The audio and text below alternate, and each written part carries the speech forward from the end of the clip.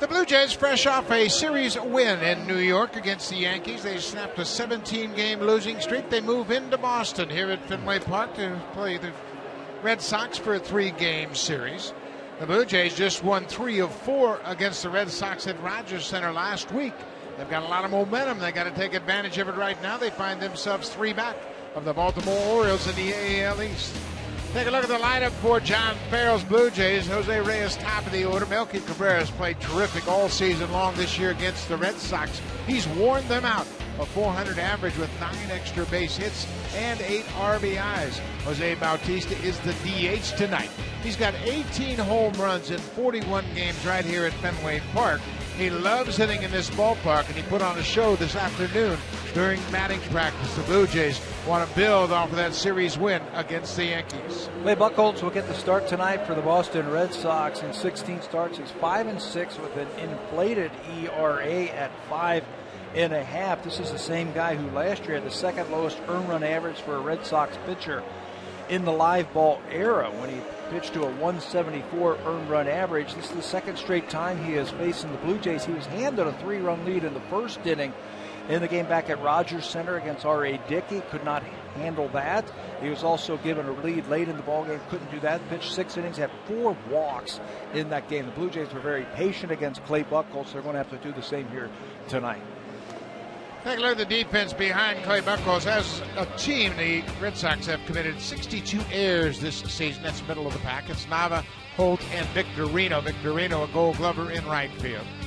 Xander Bogaerts, the youngster, plays at third base. Drew and Pedroia up the middle. Napoli has played terrific defense at first base. And the veteran David Ross is behind the plate for Clay Buchholz. Mr. Versatile in center field for the Boston Red Sox, Ron Holt. He's the first Red Sox in their history to start 7 different positions in the same season. He's started every position but pitcher and catcher for this team. Tonight he gets to start in center field. Brock Holt has done a terrific job filling in the void in the leadoff spot as well. Very versatile guy, and he moves into center tonight. Jose Reyes, he is a terrific first ball hitter. Reyes is always looking at that first pitch, trying to get an advantage. He is 21 for 44 this season on first pitches. And he takes that first pitch. It's in there for a strike, and we are underway. We have just been given confirmation that the trade has gone down between the Blue Jays and the Royals. 0-1. Upstairs, a ball and a strike. Liam Hendricks, 8-1 in AAA, and Eric Kratz have been dealt to Kansas City for Danny Valencia.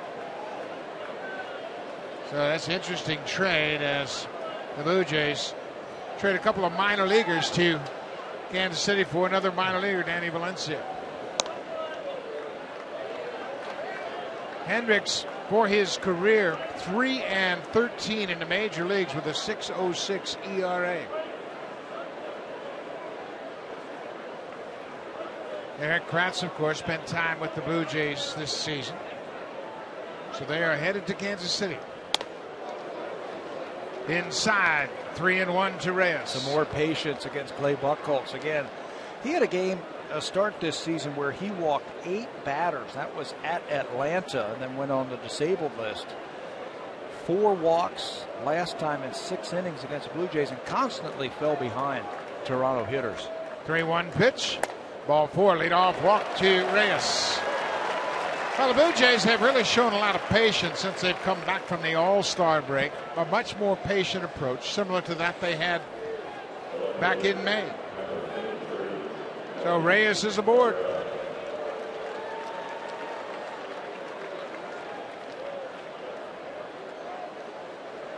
Danny Valencia started out in Minnesota. He played yesterday in Kansas City, so he's a right-handed hitting third baseman. It had a pretty good run with the Minnesota Twins. We also saw him in Baltimore. So that's a right-handed hitter, which is important. That's where the Blue Jays have had trouble, and he's a corner infielder also. It's a good move. This ball is hammered deep to right, way back, and gone! Melky Cabrera jumps on the first pitch, and just like that, the Blue Jays are out in front.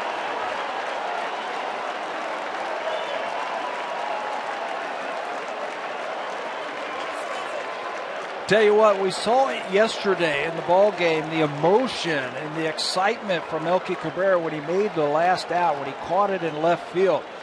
This guy seems to be on a mission, and he seems to be fired up. The bigger the game, the bigger he is stepping up for the Blue Jays. Home run number 13 for Melky Cabrera, a 2-0 lead early. You're right about that. The Blue Jays sense something special's going on right now. Jose Bautista. Right after he walks Reyes, first pitch swinging, Melky Cabrera. This ball is hit hard. Deep to right field, home run number 13. Clears the fence with plenty to spare.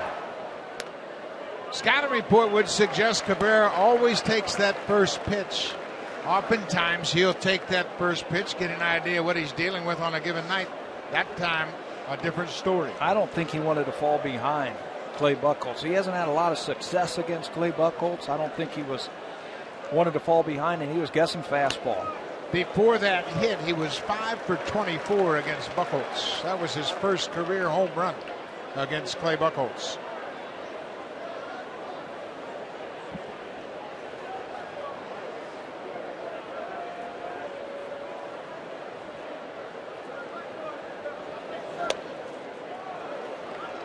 Two balls, 2 strikes to Bautista, nobody out. Jose had a first inning home run on Friday night, a 3-run shot off of Hiroki Kuroda.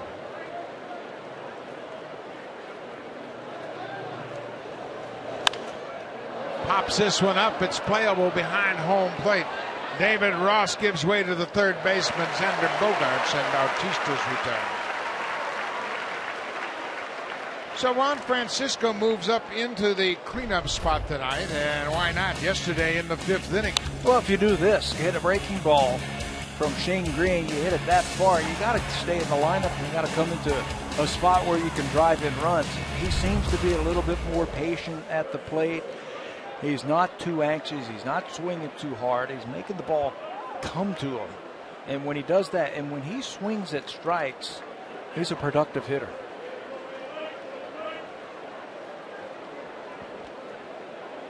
So Francisco steps in with nobody on and 1 out. He's got 16 home runs this season, just 2 off of his career high.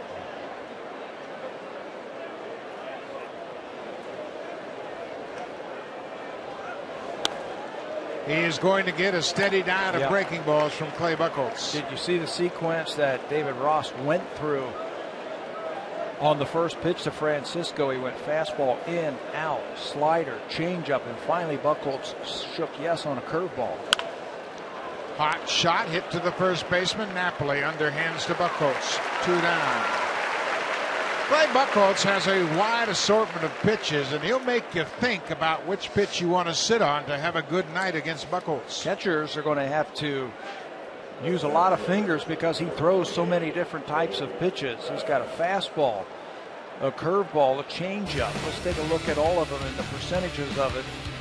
45% of the time he's going to use the fastball. You can cut it also. He's got the curveball, which is a nice pitch, a very tight spinning curveball, changeup, and he'll throw in a splitter 3% of the time. His fastballs have more life on it since he has come off the disabled list, and his ERA reflects that. Bobby Erasmus takes the first pitch just downstairs to finish up on Danny Valencia. He will turn 30 years old on the 19th of September. He's always been a good hitter against lefty pitching, something the Blue Jays have really needed. He's got a .333 career average against lefty pitching. He has played parts of 5 seasons with in the major leagues, including 3+ seasons in Minnesota. Spent a year with Boston here, played just 10 games with the Red Sox in 2012, and had 52 games with the Orioles last year, so he's been around a bit.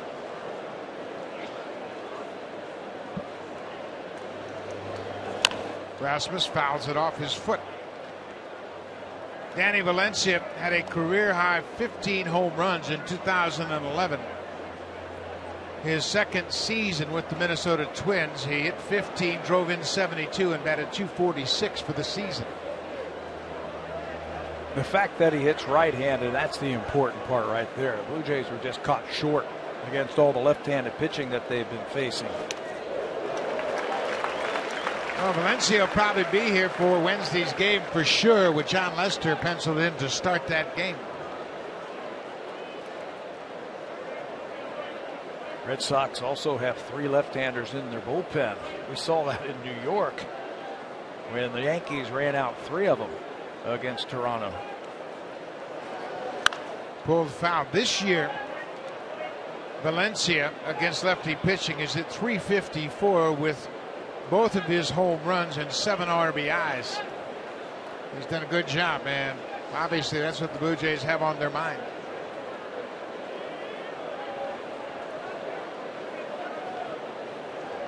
Two balls and 2 strikes, 2 outs. Strike 3 call. Rasmus caught looking at a fastball, but the Blue Jays break out on top. Jose Reyes had a leadoff walk, and then Melky Cabrera jumped on the first pitch he sees tonight. A 2-run shot deep into the Red Sox bullpen. Jays are up by 2.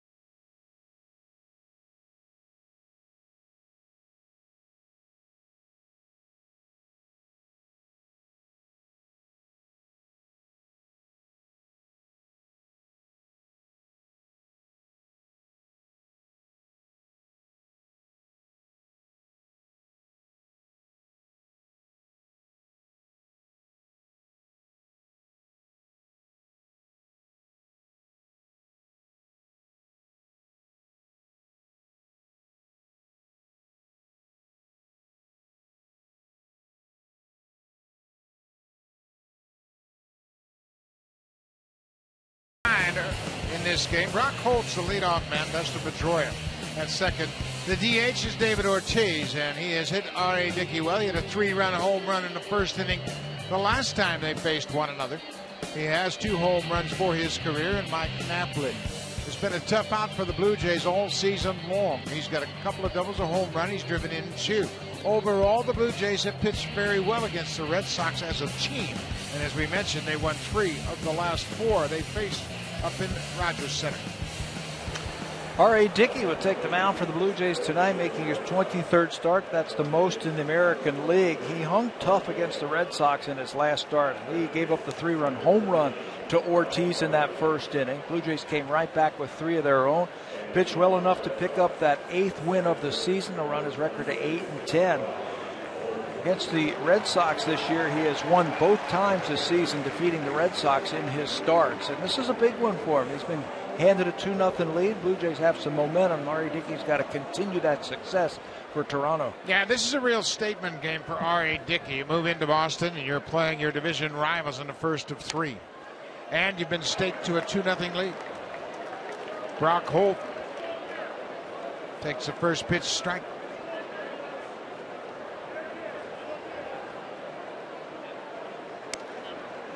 Dickey's had a very good knuckleball. Well, I would say for the last 10 starts, it has really danced. He's had good command of it. It just hasn't fared well. He's changing speeds with it. And that's the important thing, I think. He was talking the other day after his last start that his knuckleball, the one that he throws very firmly, very hard, was not moving much. So if he takes something off of it, change speeds with it, that's when he's getting more movement. Melky Cabrera has set the tone once again for the Blue Jays with the 2-run home run, his 13th home run. He's now driven in 55.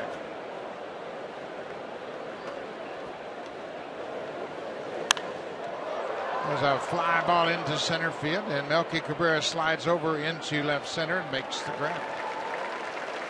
One down.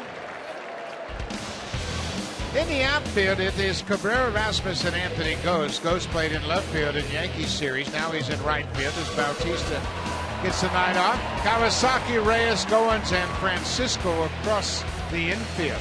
Josh Tolley, of course, catching the knuckleballer and former Gold Glove winner R.A. Dickey. Munenori Kawasaki gets to start tonight at third base. He made a great over-the-shoulder catch in New York while he was playing at second base.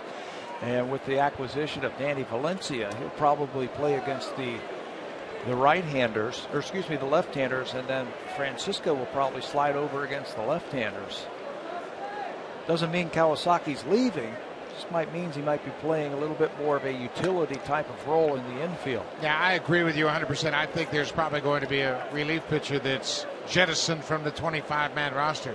Munenori's done a terrific job filling in several different roles. As to Pedroia, takes a strike. It's 1-2 to the Red Sox second baseman.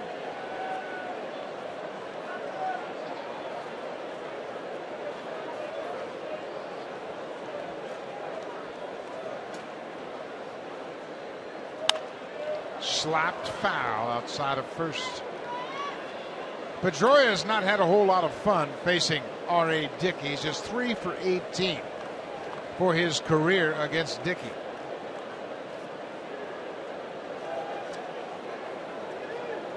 Got to keep that knuckleball down. Hitters are always looking for that knuckleball up in the strike zone, and Pedroia is a good high ball hitter. Ooh. I'm with you. I thought that hit him in the face. Yeah, we'll have to take a look at that again. Knuckleball was dancing, and he fouled it straight down, and watch for the ricochet. Maybe the back of the helmet. Yeah, caught him in the back of the helmet.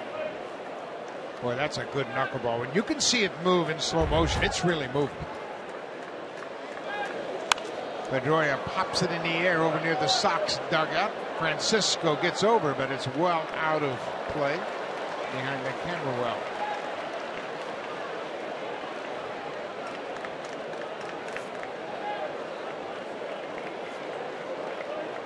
We'll keep our eye on the miles per hour on the pitch tracker, and that'll tell you what Dickey's trying to do with his knuckleball tonight. Held on to by Josh Tolley. The foul tip for the strikeout. 2 outs. That'll bring David Ortiz to the plate with nobody on and 2 outs. Last time he faced Dickey in the first, he had a couple aboard. He staked him to a 3-run lead. Clay Buchholz, this long home run down the right field line, right off of the Roberto Alomar sign in right field, but it still wasn't good enough. As the Blue Jays came back to win that game, David Ortiz had a huge road trip for the Red Sox. It's 6 home runs. He now has 25 home runs, and to put that into perspective for the Boston Red Sox as a team, they have under 80 home runs. He has 25 of them. He's having a terrific season, and he's one of the few guys you really have to focus on. Nobody else is having a normal average season but Ortiz. Slow knuckleball. He was way out in front. They have 81 home runs as a team, and he has 75 of them. So as a pitcher, you can navigate around that power. Watch this. Slow. He's looking for the ball. Last time he took a swing like that against R.A. Dickey, it was off the 4th deck. Inside, looked like a fastball as he got that inside corner. Ortiz against Dickey, 5 for 15 with a pair of home runs, including that 3-run shot at Rogers Center.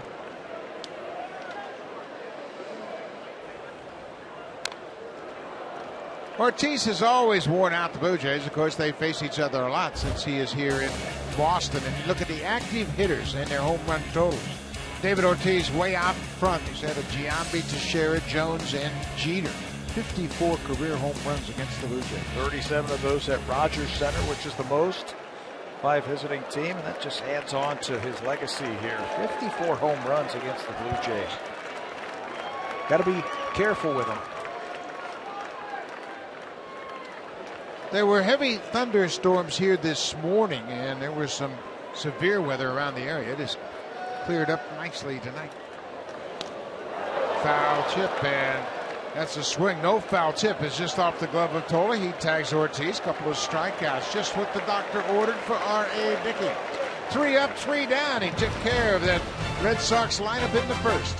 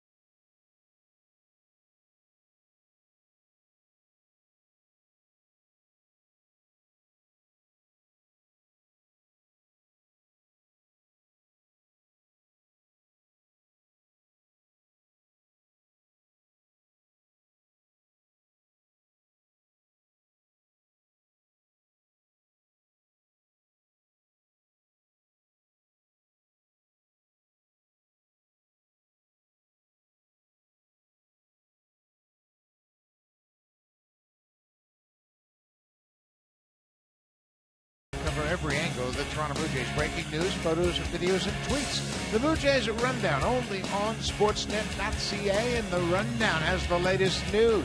Blue Jays send Kratz Hendricks to Kansas City for Danny Valencia, a right-handed hitting third baseman. Valencia has hit well against lefties this season, including a career average of 300 against John Lester. He's 6 for 20 with a home run. They got 3 lefties in their bullpen. He is 4 for 8 against Dubron, 2 for 4 against Craig Breslow, and 1 for 2 against Andrew Miller. He has hit all of their left-handed relievers in the bullpen, so you can bet Danny Valencia will be here tomorrow. Yeah, it's probably tonight. He'll probably be here tonight, not for the game. It's a good trade, I think, for the Blue Jays because they gave up a couple of players that were in their minor leagues for a big leaguer. They recognized their weakness, what they needed to do. They scoured the other teams, did their homework, it seems like, and looks like it's going to be a good trade for them. I really applaud the Blue Jays. I think it's a terrific trade. They didn't touch their big league roster. They gave away Liam Hendricks, who was having a great season in AAA. He was 8-1 with a 2.33 ERA. Eric Kratz is 34 years old. He's a journeyman minor leaguer. You send him to Kansas City. Kratz gets a chance to go back to the big leagues, and the Blue Jays keep their roster intact. It's a good deal, and one that we didn't hear anything about. Yep. Which is important. Those are the best kind. And you pick up a guy that you need, Danny Valencia. Munenori Kawasaki batting 6th in this lineup tonight. Kawasaki continues to make you shake your head. He comes up with clutch hits. He comes up with good defensive plays. He plays the game right. Plays it smart. He doesn't beat you. He might not make all the physical plays like that one right there by Clay Buchholz, but he does all the little things to help you win games. Clay Buchholz makes a nice play on the comebacker to the mound. Buchholz is a great athlete. Comes off the mound and change of direction. He's got some hang time to that vertical to make the play at first base. Clay Buchholz just hasn't been able to stay healthy over the long haul. Josh Thole, he tied up the game with a first inning single against Buchholz back at Rogers Center in that Dickie Buchholz start in the last series. The Blue Jays scored 3 runs on 4 hits in the bottom of the first to tie it at 3-3. Momentum changed right over to the Blue Jays side. This is a bouncing ball. Pedroia at second. 2 down. Clay Buchholz has always been a tough opponent for the Blue Jays for his career, but it's been a different story the last 2 starts, and the Blue Jays have waited him out. They've been very patient, and that has led to big numbers in the Blue Jays' favor. Just 10 2/3 innings against Blue Jays in his last couple of starts, 15 base hits and 8 earned runs. Another thing that they have done, I think, over the last couple of starts, they've been very patient. Like you said, they fouled off a lot of pitches off of Buchholz. He's made good pitches, but they have kept at-bats alive by fouling off very tough pitches and really making him work. Ryan Goins in the 8th spot. He has 3 hits and 8 at-bats against Clay Buchholz.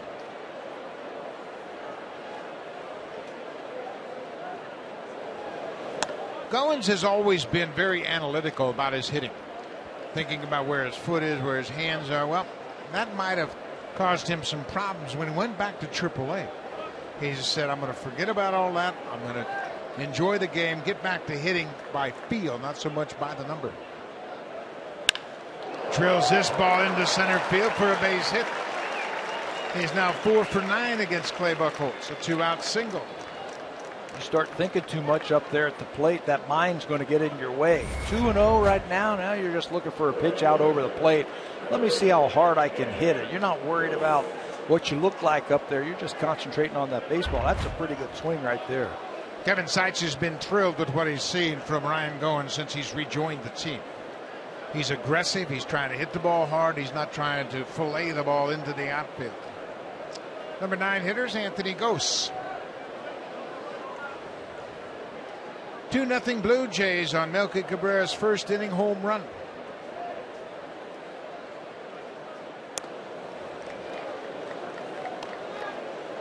You're around the ball club every day, Pat. Do you sense a little different swagger in their step lately? Yes. It started back at home, I think. After the Yu Darvish game, Blue Jays struck out 17 times. They were down, and they came back and won that series. So you say you could feel like there was something good happening. Then they lost the first game to Boston and then won the next 3 against Boston. And you say, okay, 5-2 homestand. But then to go to New York in the way they played those games, pressure-packed games, mental toughness, inspired baseball yesterday in the ball game to come away with the win. I sense a change on this team. It's 3 straight series now that the Blue Jays have lost the first game of the series but won the series. The Texas series, the Red Sox, 3 of 4, and then 2 of 3 against the Yankees. Step in the right direction. Players seem to be a little bit more loose. They seem to know their roles, what they need to do to try and help the ball club win. Anthony Gose, we've seen this before, hard swing where the helmet flies off. They've got some guys here right now like an Anthony Gose who can help you in different ways. Defensively, on the bases, he can drop down a bunt, come up with a big base hit. 1 ball, 2 strikes, 2 outs. Gose gets hit by the pitch. Buchholz trying to bust him inside, threw it too far inside, and Gose will go to first. Goins moves to second. That turns the lineup over for Reyes. Cutter right above the knee, and I was watching Clay Buchholz after that pitch hit Gose. I mean, he's out of sorts right now out on that mound. He's walking around talking to himself. Upset. You can see the body language right there. I sense a lot of frustration in Buchholz. Blue Jays got to take advantage of that. This is his 17th start of the season. Reyes goes after that first pitch and bounces it into the Red Sox dugout. Jose walked in the first inning and scored on Cabrera's 2-run homer. He made a great point about Buchholz, and I think you're right on the money. He is 5-6 with a .550 earned run average. It's been a frustrating season for him. You have him on the ropes like that, you got to take advantage of it. Number 8, number 9, and the order got on base for you.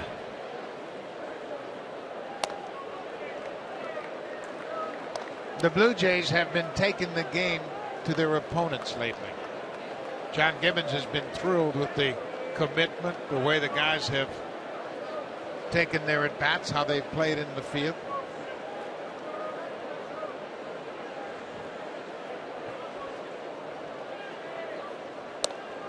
Buchholz loses it up and away, 1-2. A lot of time in between pitches. Kicking at the dirt, rubbing up the baseball. Trying to find that release point again.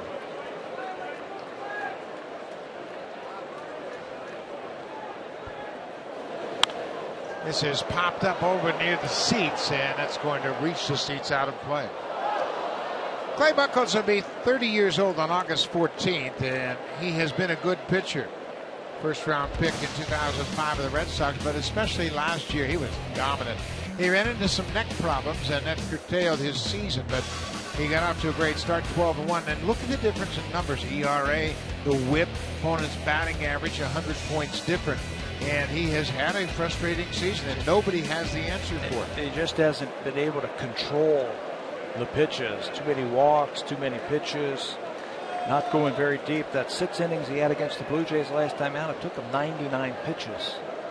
2-2. Off-speed pitch. Reyes strikes out. Second strikeout of the game for Clay Buchholz. The Blue Jays can leave a pair, but they have a 2-0 lead early.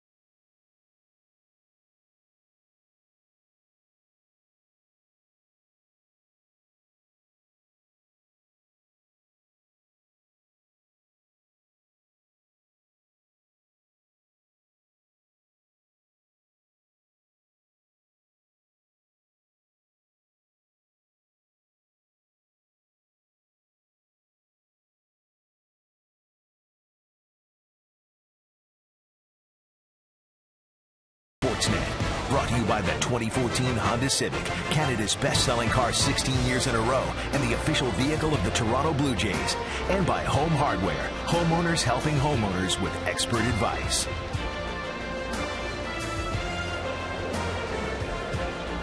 If you want to make a baseball trip and you want to share things with your son, there is no better place to do it than Fenway Park. You can see that dad is explaining everything to his young son. Looks like they're behind the Blue Jays dugout, having a good view of a beautiful, iconic ballpark, and his favorite team, the Blue Jays, playing the Boston Red Sox. And the son hanging on every word from the dad right there, looking around at his heroes out on the baseball field. Boy, there are a lot of Blue Jay fans here tonight, and they have been anticipating this great matchup. Reigning world champions playing their favorite team. And right now, the Blue Jays have the upper hand. Like Napoli, big power hitter. But his numbers are down this season, like most of his teammates. Just 12 home runs and 36 RBIs. They're getting guys on base. The Boston Red Sox, their on-base percentage as a team is very good at .323. That's 7th in the American League. But they've left 776 players on base, 14th in the American League. There's a fly ball into center. Easy play for Rasmus. One down for Dickey here in the second. We mentioned R.A. Dickey needs to make a statement tonight. It's the first of 3 in Boston, and you're trying to build upon the momentum of winning 2 of 3 against New York. R.A. Dickey has allowed 18 runs in the half inning after the Blue Jays have scored this season. Well, he didn't do that in the first. The Blue Jays scored 2 in the first, and he had a 1-2-3 bottom of the first. But that's how you build momentum. Go out there and throw up another 0 now. Shut down innings. His knuckleball has been very good lately. Tonight it seems different. It seems this hard knuckleball's moving, and his secondary knuckleball, the soft knuckleball's got some movement. He's changing speeds with it. We've seen him throw about 3 or 4 fastballs already in this game. I think that's part of the game plan because the Red Sox take so many pitches. Seeing if he can't sneak a fastball by him for a strike. There's a knuckleball. Big hop for Goins at second. 2 down. Ryan Goins is a terrific defender. Many of the Blue Jays coaches think that Goins is the best second baseman defensively they've had since Robbie Alomar. Alomar himself has been very complimentary about Ryan Gomes' defensive ability. Goins has done a terrific job with range. He's a former shortstop, so he's got a great arm from second base. He hasn't panicked. He gets good jumps on balls, and I like the fact that he can throw. Turns tough double plays, stays right in there, and with that good arm, he can finish off double plays. Shane Victorino, no longer a switch hitter, batting right-handed exclusively. Takes one inside. It's 2-0.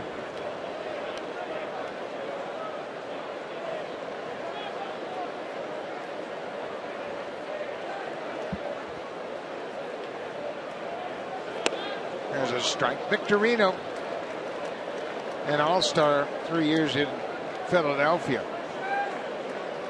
6th round draft pick of the Dodgers in '99. He's bounced around. Really had his best years playing for the Phillies from 2005 to 2012. Last year he came here and was a big part of the World Series championship for the Red Sox. Played a great outfield for him. Came up with a lot of clutch hits. Injured a lot. He strikes out. 3 strikeouts through 2 innings for R.A. Dickey. Retired 6 straight. We move to the 3rd at Fenway. 2-0 Jays.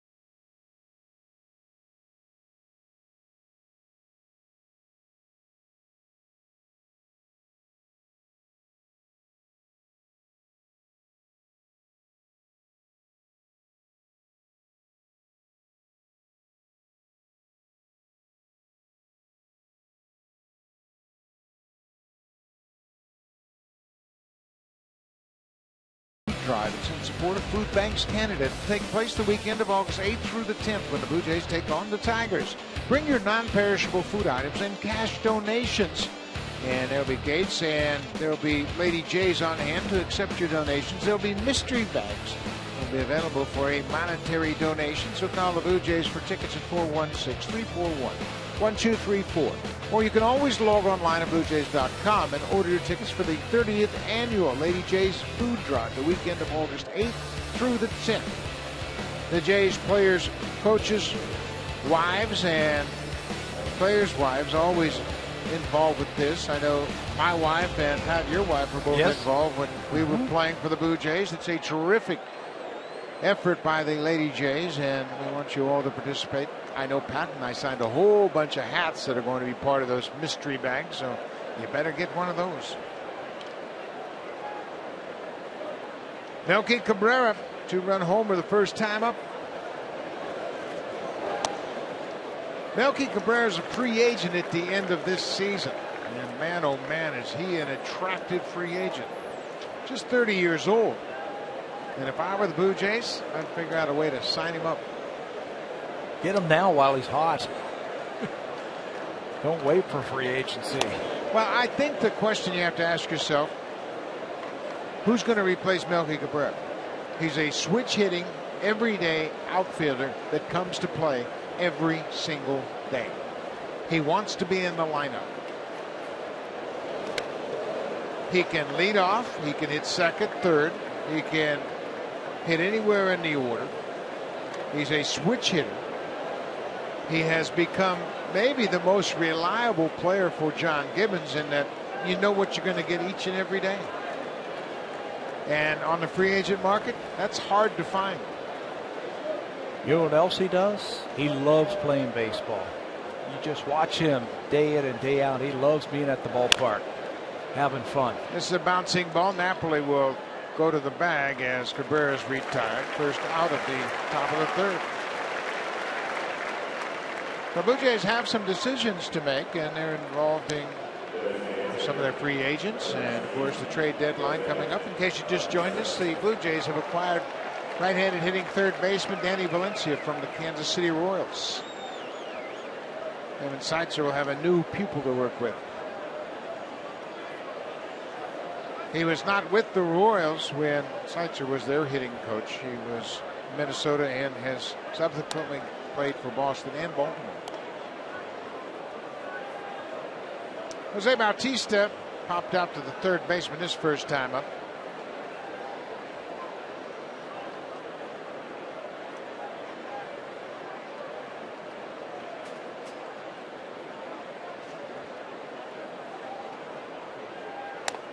There's a strike on the outside corner. 1-1 to Bautista. His fastball has been better.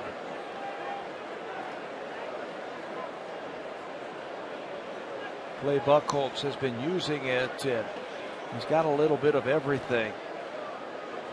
He might be better served to take some of those pitches away and start mastering some other ones. You know what I mean? Instead of throwing 5 or 6 different types of pitches, the sinker, the cutter, the splitter, the curveball, the slider, all of that, maybe pick out 3 and start mastering those, because there's no question about his stuff. It's top drawer. You're right about that. I can remember when Blue Jays had Kelvin Escobar, and he had 5 terrific pitches.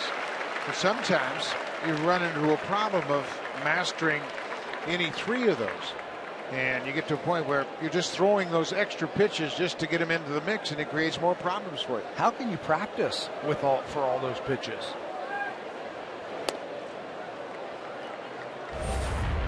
This is a terrific place to pick up foul ball souvenirs. The fans are very close. And how about that barehanded grab? And just a little bit of beer spilled on the guy in front of him, and then he gives it to a kid.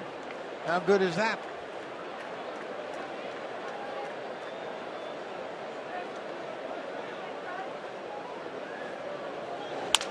Bautista waits back on the breaking ball, and Drew knocks it down, but he's not going to have a play. Bautista with an infield single.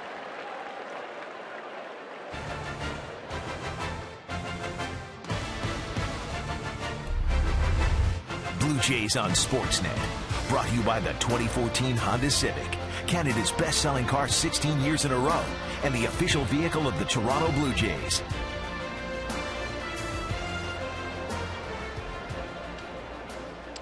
Stephen Drew, the shortstop, got to that ball Bautista hit in the hole, but he wasn't going to have much of a chance to throw Bautista out.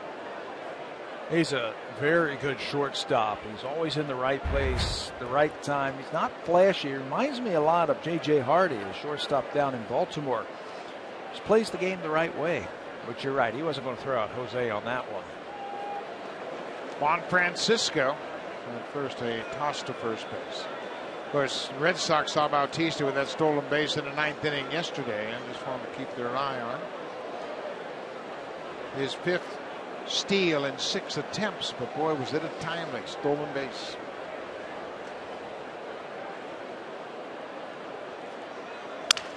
Shattered bat. Buchholz just barely gets out of the way. How about Pedroia? What a double play. Pedroia never was distracted by the barrel of the bat. He stayed with it. Bautista had to hold up, and Pedroia recognizes that. He turns it into a 4-6-3 double play. Great concentration by the Gold Glove second baseman. Buchholz dives out of the way, but they end the inning with the DP.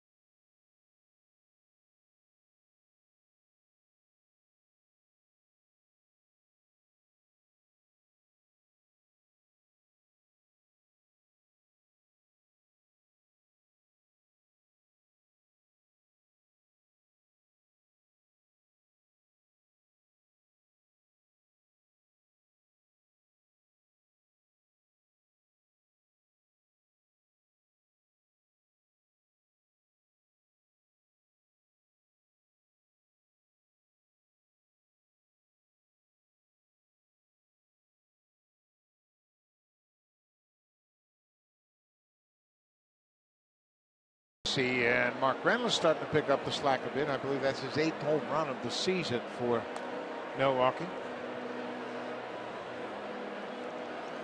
During the commercial break, Carlton Fisk was introduced to the crowd here at Fenway Park. Carlton, of course, making his way back to Boston after the Hall of Fame weekend in Cooperstown. Carlton now makes his home in Chicago, but he's still an iconic player here in Boston, of course.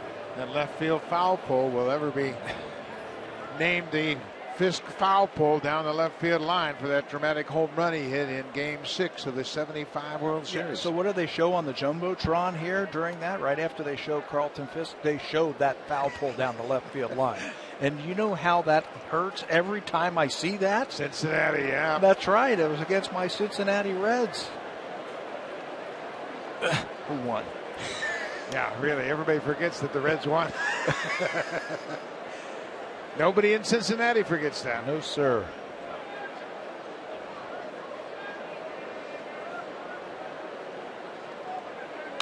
Stephen Drew, the shortstop.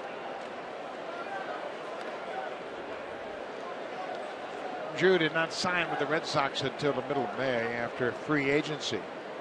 He turned down a qualifying offer from Boston last year that would have put him in a Red Sox uniform for a single season, but then later on, when he had no takers, he re-signed.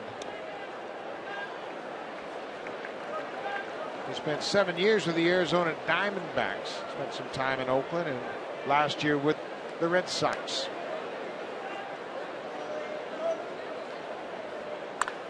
There's a fastball drilled down the right field corner. Anthony Ghost goes into the corner to play it back into the infield. It'll be a stand-up double for Stephen Drew, his 5th of the season.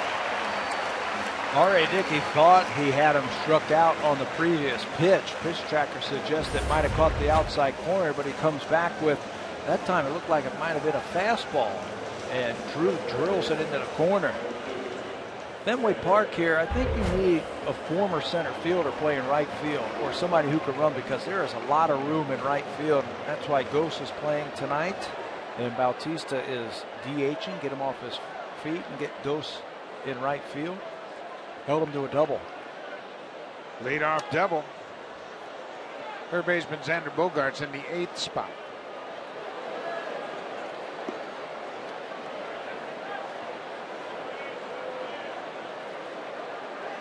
Two nothing Blue Jays. There's a strike. It's a big right field with a very tricky wall that you have to deal with. You can't be too aggressive with the ball. You got to stay back, lay back, and let the ball come to you. Play it off the wall. Ghost does that perfectly.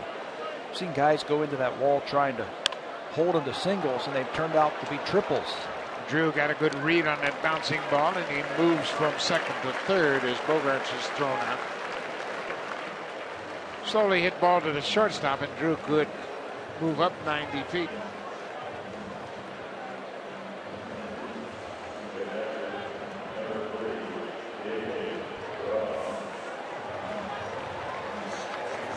David Ross, the catcher, batting 9th, and you can see the umbrellas have started to pop out. And quite honestly, we look up overhead, and there's not many clouds, but there's a couple of very damp ones up over Fenway right now. Sprinkling. I think R.A. Dickey wants a strikeout here, so he's going to throw that hard knuckleball. Josh Tolley is going to have to really keep it in front of him. Try to save that runner at third base by getting a strikeout. And Tolley's done a good job. He's got 5 pass balls this season, but boy, oh boy, when you think about how you have to deal with that knuckleball, and he's got that oversized glove that really has helped him. He broke this glove in about mid-season. Finally got it broken into the point where he felt comfortable using it in a game. There's a strike. It's now 2-1 to David Ross. Every one of those knuckleballs hard against Ross. He wants a pop out or a strikeout here. Keep Stephen Drew over at third base.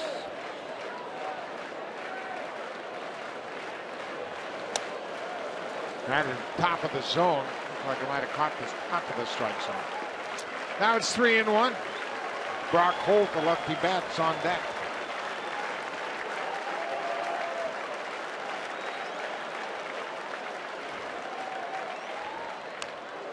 Well, there's a good knuckleball. Ross was able to get a piece of it, but now it's a full count.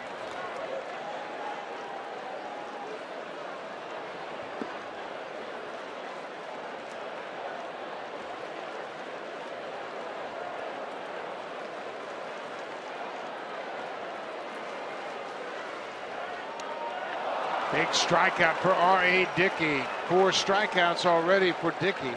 And that's a big one with a runner at third, less than 2 outs. And he went right after him with the hard knuckleball. 3-2. Gets some late movement, and he picks up a huge strikeout. Ross comes up empty.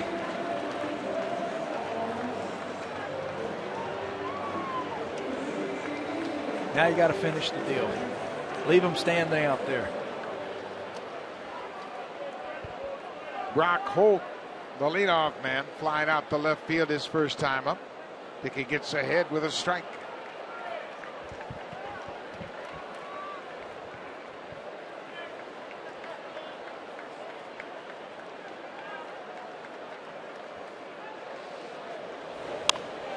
There's a fly ball to right. Anthony goes over. Easy play for Ghost. The Red Sox leave a runner at third.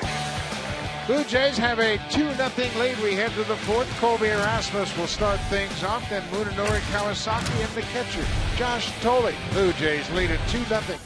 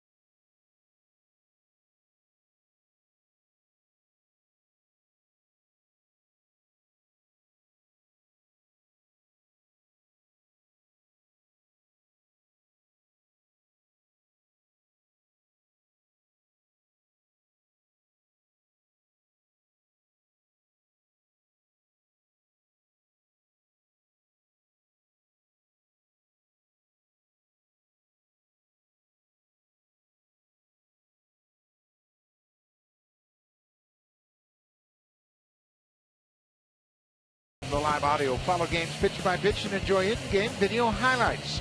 The app is available on the iPhone, iPad, iPod Touch, Android, and BlackBerry.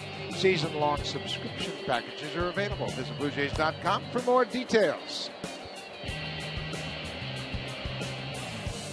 Well, they brought their umbrellas along most of the afternoon. It was gorgeous. There were heavy thunderstorms in the area this morning, and there was some severe weather. A lot of big trees were knocked down in the surrounding area, but this afternoon was great, and all of a sudden, a big rain cloud settled over Fenway Park, and fortunately, the fans were prepared.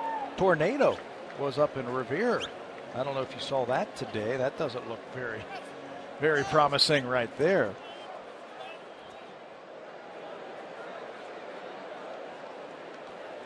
So we move to the fourth. Colby Rasmus will start things off. Blue Jays lead at 2-0. Melky Cabrera with a first inning 2-run homer. Rasmus takes one down and in. Colby caught looking at strike 3 to end the first.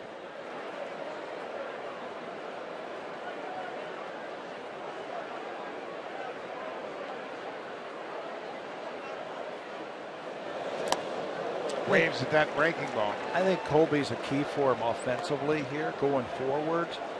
He's a veteran. He's not hitting at the top parts of the starting rotation here because those guys are hitting, but they need some production the middle towards the bottom of the lineup, and he's the guy who can do it.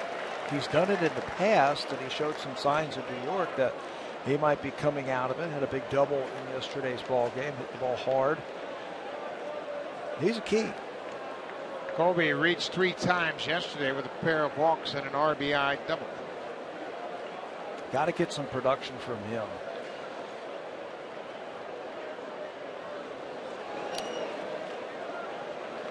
Ball in the dirt. It's now 2-2. And I agree with you. He is a key offensively for this team. He's got to be able to put together consistent at bats. He did that in New York. Didn't have a lot of hits, but he certainly hit the ball well. Well, he's better than a .218 batting average coming into this game. John Gibbons knows that. I mean, he can hit 260, 270 with some power and some production. He's much better than the .218 average he has shown. He's a .248 career hitter coming into this game. He had a good year last year. He had .276. That tied his career high in batting average. He also had .276 in 2010. Yeah. So he can do it. He's done it in the past, and he's had some power and some production. There's the leadoff walk for Rasmus.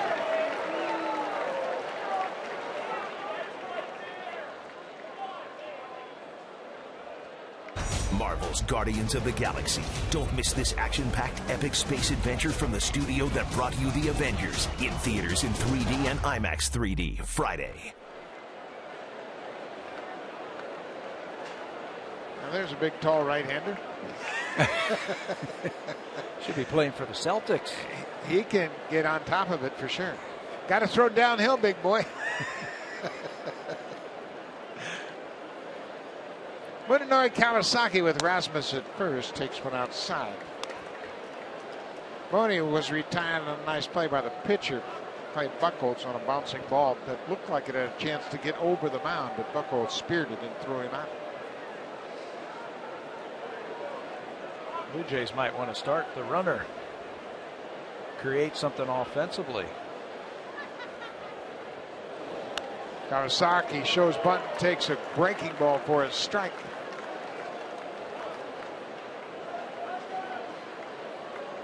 Long look down at third base and acknowledging the signs from Louis Rivera. Kawasaki's done a good job the last couple of weeks, hitting .327 in his last 14 games. Ball and a strike. Good time to run. Not running here. Another breaking ball in there for a strike. The one thing about Kawasaki is he doesn't strike out a lot. He always puts the bat on the ball. So if you did want to start to runner, chances are you could get Rasmus to second. Got to take advantage of that leadoff walk right here. Take advantage of the wildness by Clay Buchholz.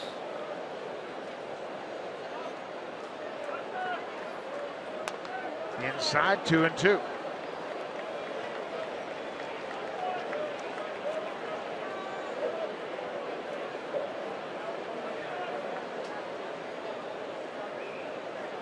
Buckles has been efficient with his pitches tonight. He made around 15 pitches per inning.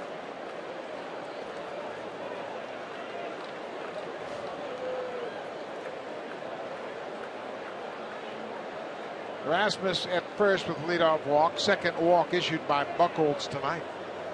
The leadoff walk in the ball game cost him a run as Melky Cabrera knocked home Jose Reyes.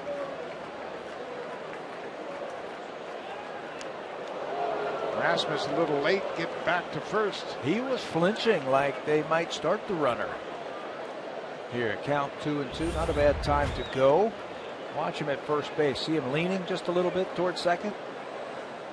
And then has to dive back under the tag of Napoli.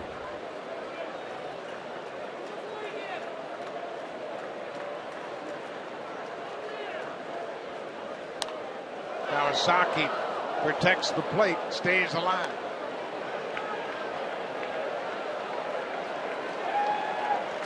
Two balls and 2 strikes. We're in the top of the 4th inning.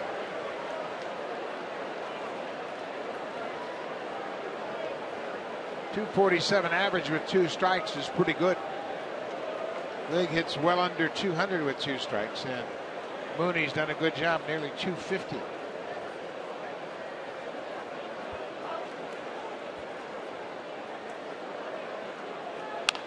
There's a base hit to left on 2 strikes. Good job by Kawasaki. First and second, nobody out. He continues to impress. Fastball tried to jam him up and catch him looking, but it catches too much of the plate, and that's a classic Munenori Kawasaki 2 strikes hit, isn't it? Inside out, just slash it the other way. Well, I got to watch his idol in New York, Ichiro Suzuki, so a little bit of a reminder so how that swing should look. Josh Tolley up at the plate now.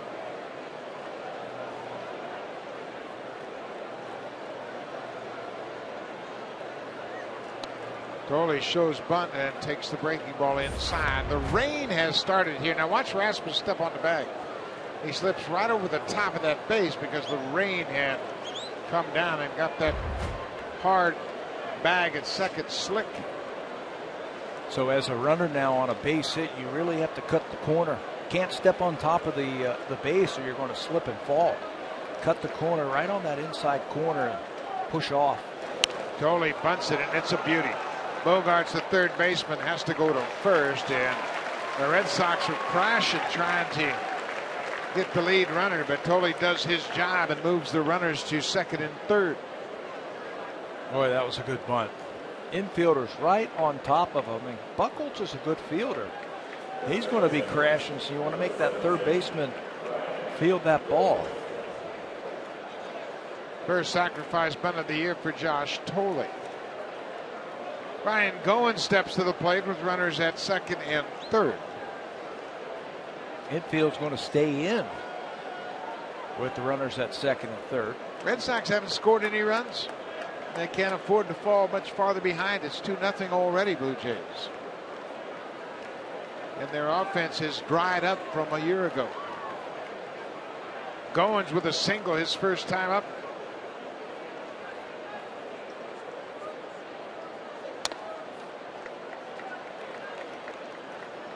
Blue Jays need to tack on runs. This place will always come back and bite you late in the game. Yeah, when you have these opportunities like that early in the game, you got to be thinking, how am I going to get this guy in? And right now, Ryan's thinking about a fly ball at the minimum, deep enough to score that run. I'll take what he did his first time up. That'll get you 2.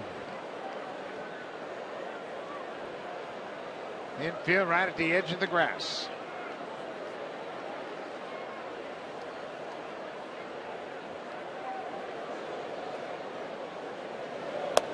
Inside. I got to tell you, when you look at the Blue Jays lineup and you say, okay, Kawasaki, Tolley, Goins, and this has been consistent, and it's not necessarily. the names of the players. You look back in yesterday's game, Johnson, Rasmus, Kawasaki, Francisco, and Ghost, bottom part of the order. These guys have done a good job. They've had very good at-bats. They have battled. They haven't got up there giving at-bats away.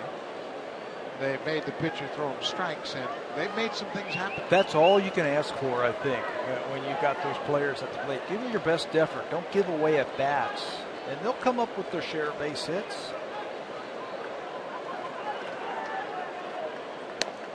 They're paying the big money to the Bautistas and the Encarnaciones and Reyes and Cabrera because they've done it in the past, and they're expected to drive in the runs and have good at-bats. Youngsters like Ryan Goins and Ghost, they're getting a chance to show what they can do. Got a good opportunity. Swinging on the 3-0 pitch goes. Goins drives it into center, and he's going to knock in both runs. How about that? John Gibbons turning Goins loose on a 3-0 pitch, and he drives him in. RBIs number 5 and 6 for Ryan Goins. He is 2 for 2. You know, Gibbons saw that he had a good at bat last time. It was a 2-0 pitch that he ripped into center field for a 2-run single. Why not? This might be the best pitch you're going to get in this at bat. Let him do it, and he comes through. 2-run single. How about that? Fastball down, and he smokes it. Right back through the middle. Got excited there, huh? Now, I got to tell you, that's managing right there. You turn your number 8 hitter loose on a 3-0 count. You give him an opportunity to swing, and to his credit, Ryan Goins didn't try to do too much.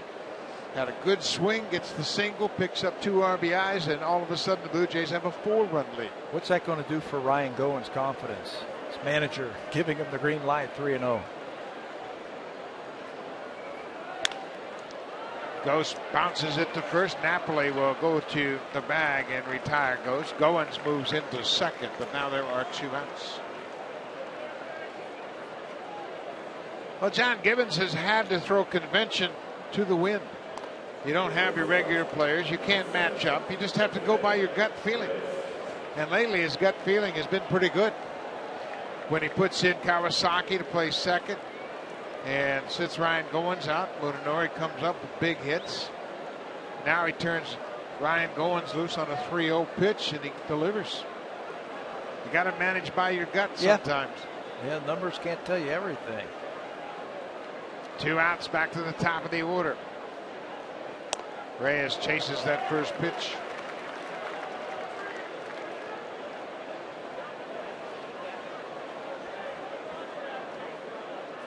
Reyes walked and scored in the first. He struck out in the second.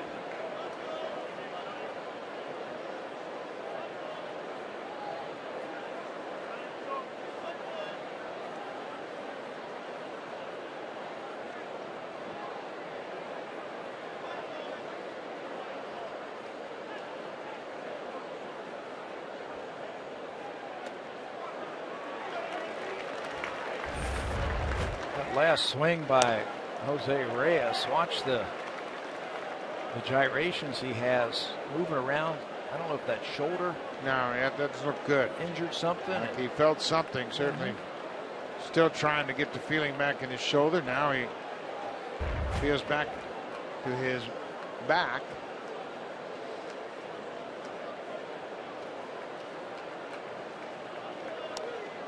Takes it down and away.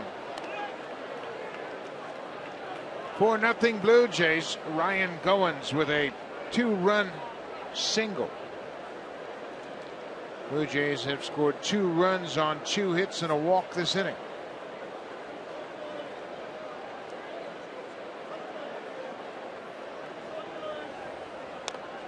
Strike 3 call. Reyes called out on strikes, but the Blue Jays add to their lead. Ryan Goins delivers the 2-run single. Reyes might be bothered by a bad back.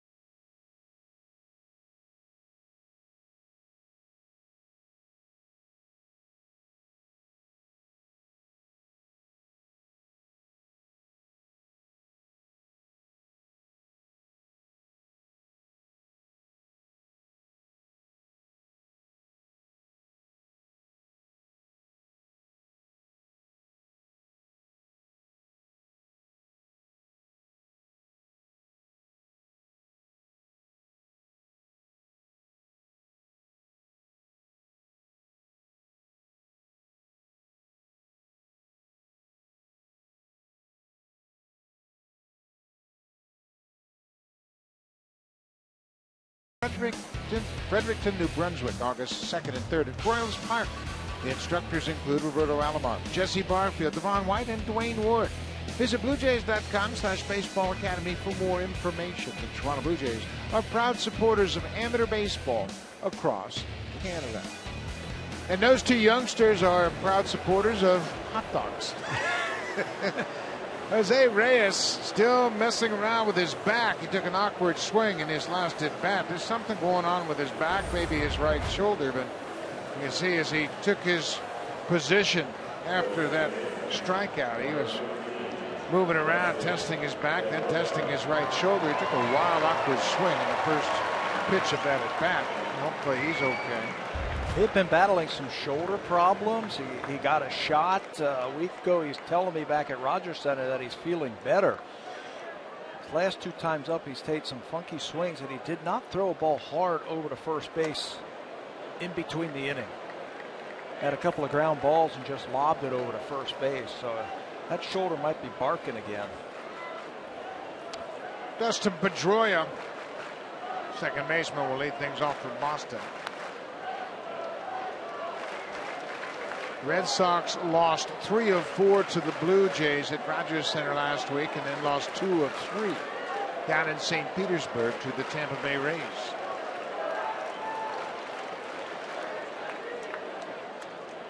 Pedroia with a big swing. Dickey has 5 strikeouts, and we mentioned that this is a statement game for R.A. Dickey, trying to set the tone for this series in Boston. Second leg of a big 10-game, 10-day road trip for the Blue Jays. Squibbed out in front of the catcher Tolley, but he was in foul ground when he caught it. Foul ball. Tell you what, his knuckleball is really moving tonight. He's able to change speeds with it. He's throwing it for strikes. We know all about the Red Sox, how they like to take their share of walks and get on base, but you can't when you're pounding that strike zone. Dickey hasn't walked a batter tonight. Over the glove of Dickey. Cohens waits at second and throws Pedroia out. That'll bring to the plate David Ortiz. He's pounded out 25 home runs, and there's a pattern to his strengths in that strike zone. Look where the cluster is of those red dots. The fastball's down and in the middle of the plate. I think you have to keep the ball away from David Ortiz. You have to make him reach for the ball, and it wouldn't hurt to pitch up. Make him go upstairs to try and lift the ball out of the ballpark. He's a low ball hitter. There's no question about that. That graphic right there shows you he's a low ball hitter. That one gold baseball in that graphic was the knuckleball he hit off of R.A. Dickey back at Rogers Center. Ortiz struck out his first time up.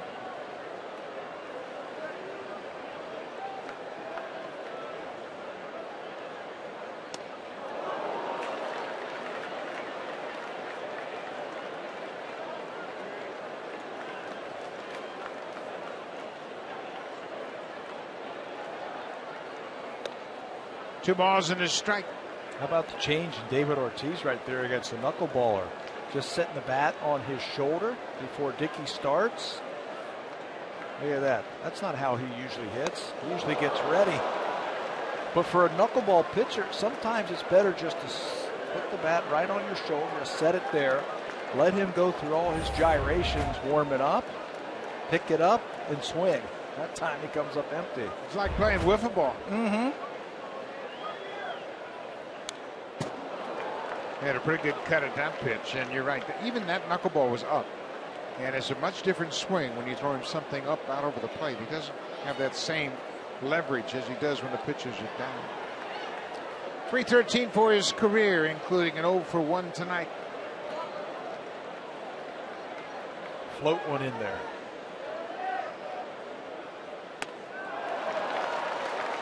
Two strikeouts for Ortiz tonight against Dickey.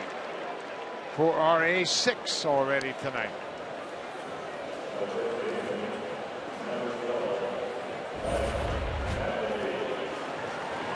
Good movement late. Look at that. That one tumbles straight down.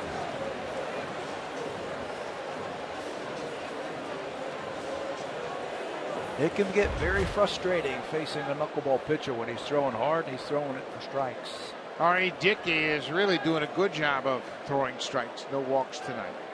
He's had 2 starts this season in which he has not allowed a base on balls. This is his 4th start against the Red Sox, and he has walked just 2 and now has 28 strikeouts. He didn't want to, but Napoli went around. He's behind 0-2.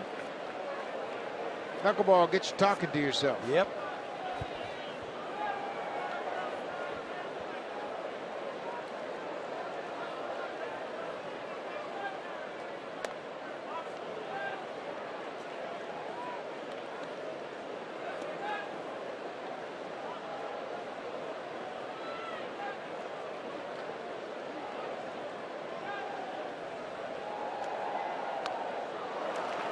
Dickey with a couple of strikeouts in the 4th. He has 7 strikeouts through 4 innings, and the Blue Jays lead it 4-0. Now it's time for Blue Jays Central Update.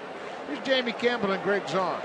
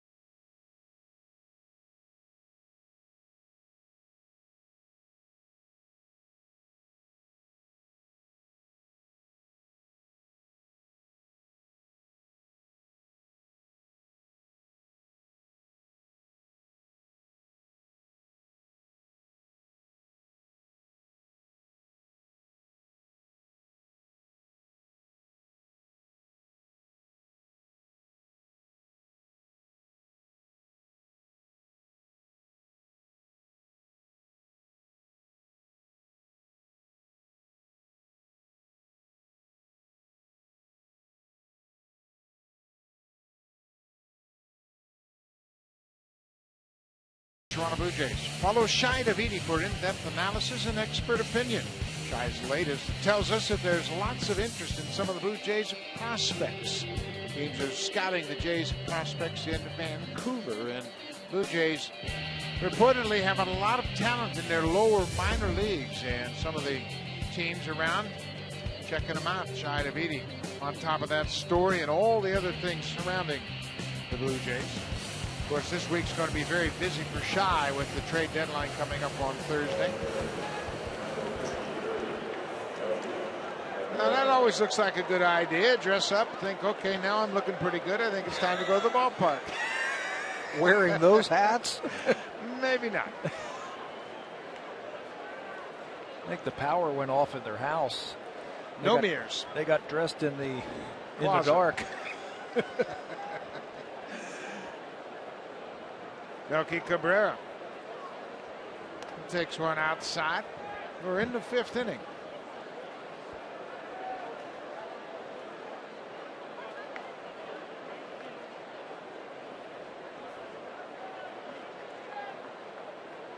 Breaking ball outside. It's 2-0.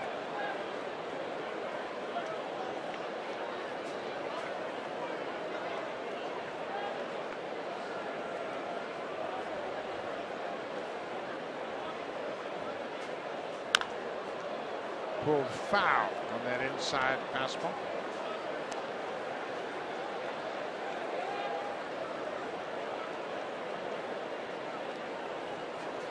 Now, there's been a lot of discussion about that man right there, John Lester. He will be a free agent at the end of this season. There's been some suggestion that Lester might be dealt, and then the Red Sox would pursue him as a free agent. It's a bouncing ball. Drew right near the bag at second. Throws on the run. Cabrera's retired. John Lester, of course, is one of the premier left-handers in the game. He and David Price hooked up Friday night down in St. Petersburg. But it would be a very tricky situation. Lester was made an offer by the Red Sox back in spring training, and it was a paltry offer by free agent standards, just $72 million, I believe, for 4 years. Yeah, low ball offer. Yeah, right. It was a low ball offer when the Tigers had made an offer to Max Scherzer, who's also going to be a free agent at the end of the season, in the range of $144 million. So right there, John Lester's got to say, well, you're not even in the ballpark.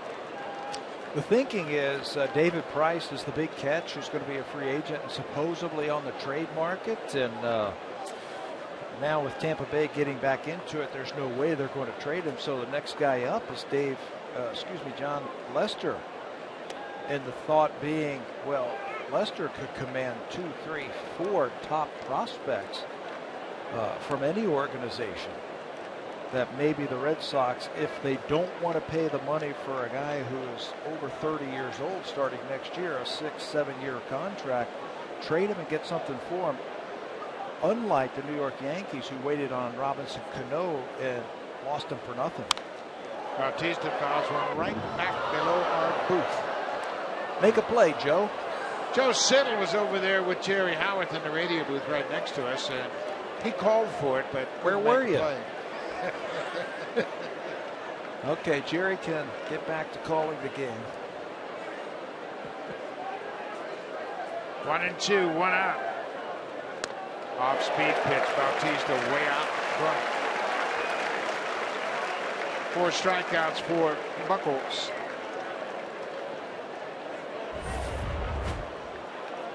Tell you, he's got a wide assortment of pitches. That one really threw the timing off of Jose Bautista. 4 in a row set down now by Clay Buchholz. If you were the Boston Red Sox, would you trade John Lester? Yes, if the price was right. If you could get some of the premier minor league prospects and, get 3 or 4 players for him, I would. I mean, what are the options? He's already indicated he doesn't want to sign for your offer. So if you don't trade him, you're not going to get anything for him. Yep. He's not going to sign a 1-year deal, a qualifying offer at the end of the year. Why would he? So the best you could hope for would be you making that offer, he turns it down, you get a draft pick in exchange for John Lester's free agency. And the team trading for him is not going to trade all those prospects and then lose him as a free agent. There has to be some kind of deal in place that he would stay there. Oftentimes when a free agent is traded, they will agree to a signing period. Say, okay, we're going to make a trade.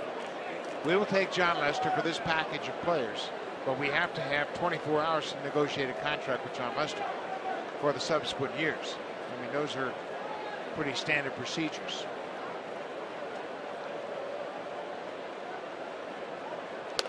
Francisco takes ball 4 for pitch walk with 2 outs. It didn't look like he wanted too much to do with Francisco in that at bat, so he's aboard.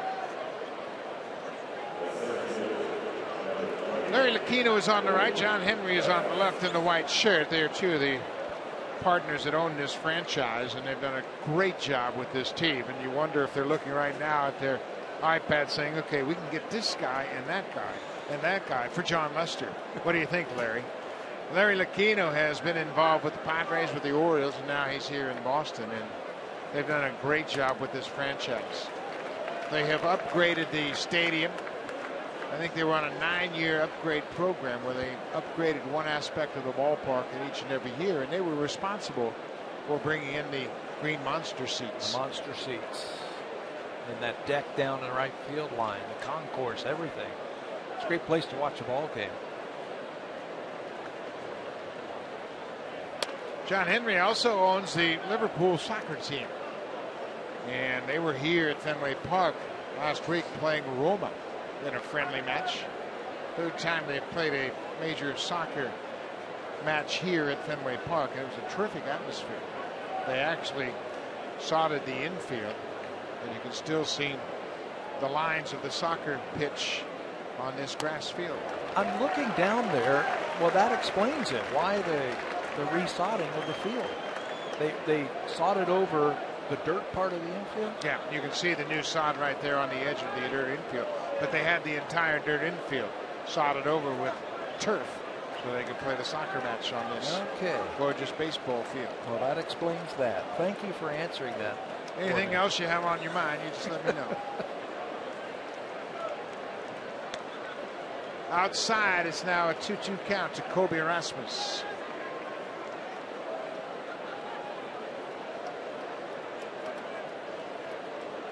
Francisco with a 2-out walk. Rasmus walked and scored in the 4th.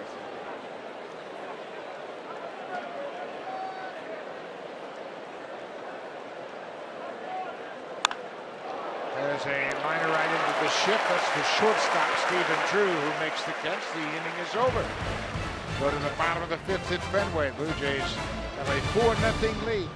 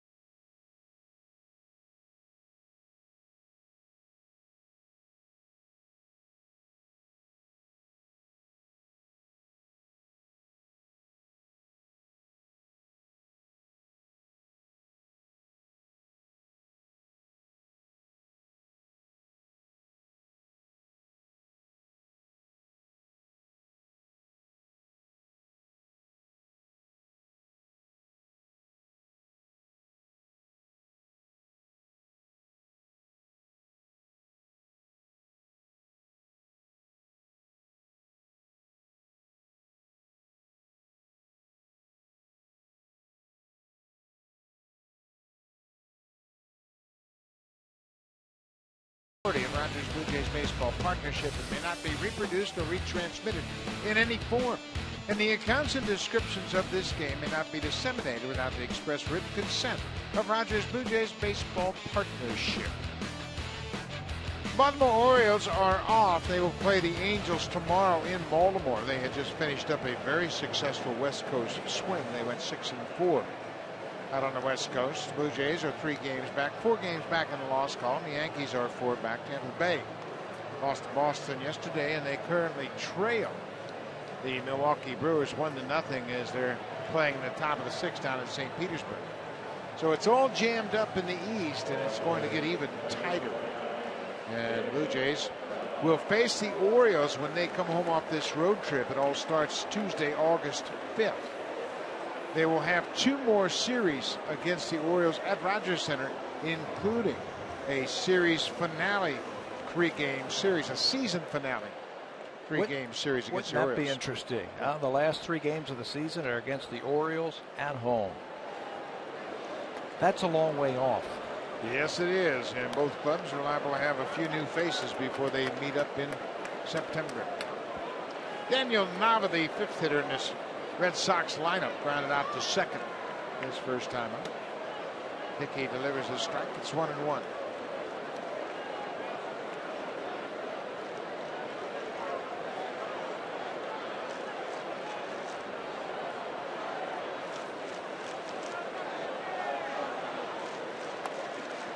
Now it's 1-2.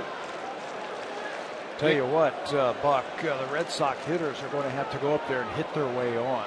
The way R.A. Dickey is throwing right now, they can't count on him walking anybody. He is throwing strikes. He's staying right within that strike zone with a very good late-breaking knuckleball tonight.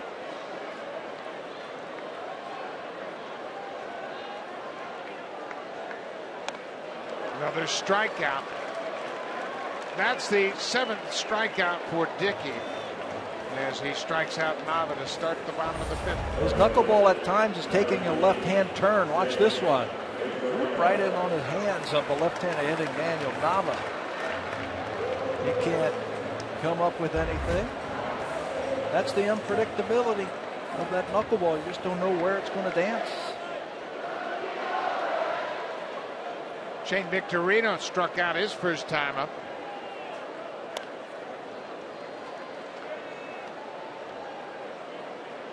Boy, Dickey really feels good about the way he's throwing tonight. He is catching the ball back from Tolley and coming right back. There's his strike. It's 1-1. Look how quickly he gets set. He's always been a very fast worker. And right now he's hit a nice little groove. Red Sox fans trying to rally the troops here at home. Boston trails 4-0. Packed house at Fenway.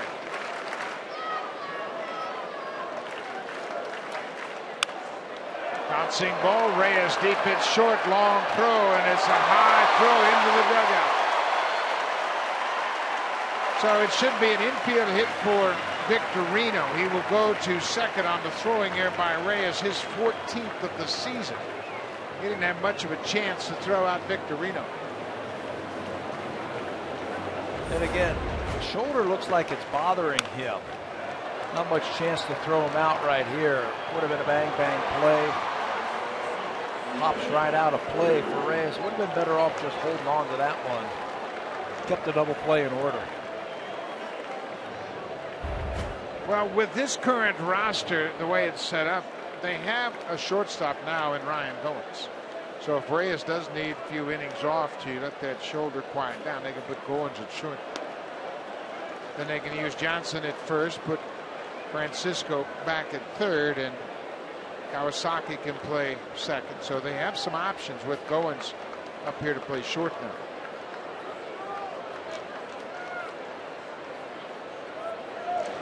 Stephen Drew takes it up and away. It's ball 2.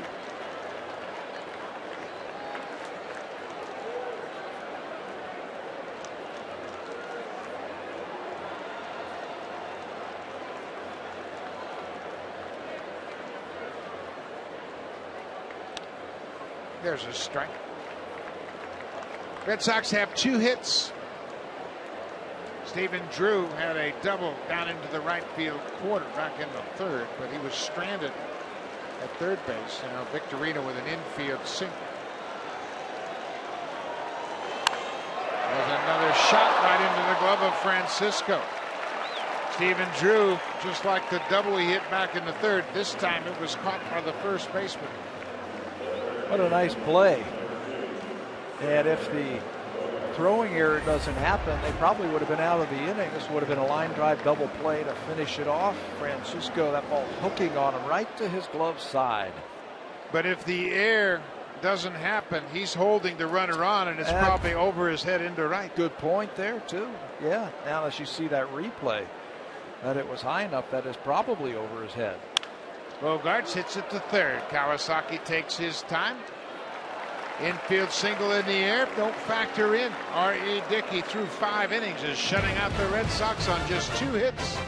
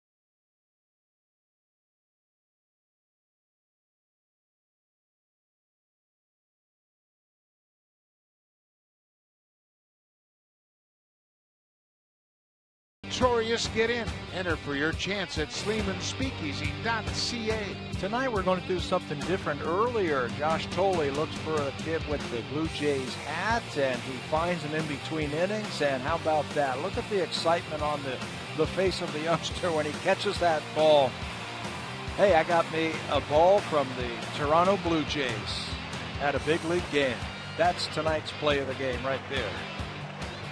You never know how you can impact a young kid by giving him a baseball, but nice gesture by Josh Tolley. Of course, he's a father, has a couple of kids himself, so he understands how kids react to getting a baseball at the ballpark.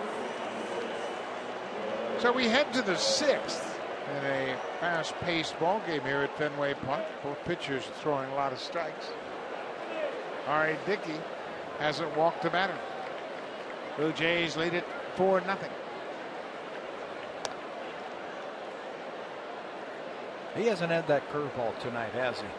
Clay Buchholz just has not been able to command it and throw it where he wants to. He's been trying to drop it in on that outside corner versus the left-handers, and he just hasn't been able to finish it off. Kawasaki very uncharacteristically chasing that pitch up and away.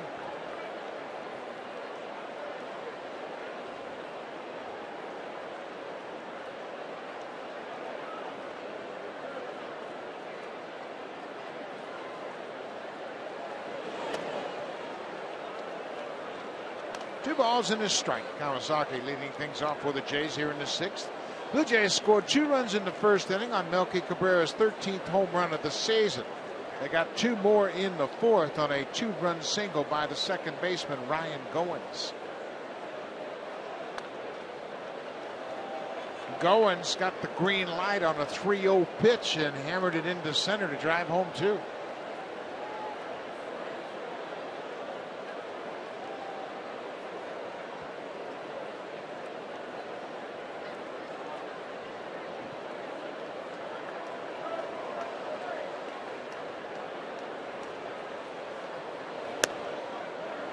Kawasaki takes the leadoff walk. That's 4 walks issued by Buchholz.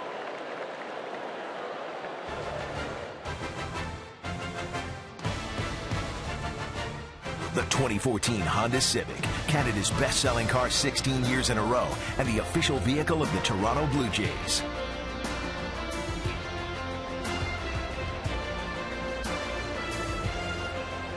Beautiful shot from outside of Fenway Park, looking again over the right field bleachers.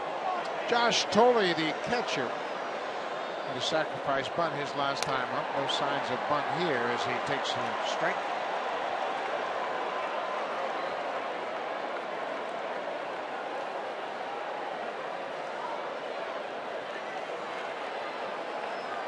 Give him a chance to pull the ball to the right side with Napoli holding that runner on at first base. He pulls it, but it's foul. He was trying. Took a shot. Yeah, you can just watch a batter, especially a left-hander, when there's a runner on first base, how they try and get the barrel out in front to try and pull it into that hole. Now with 2 strikes, he can't do that. He's just got to find the ball and just try and hit it hard somewhere.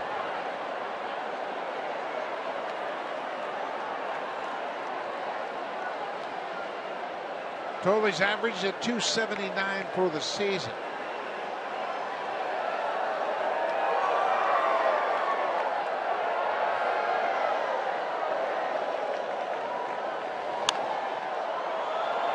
Stays alive. He fouls that into the seats.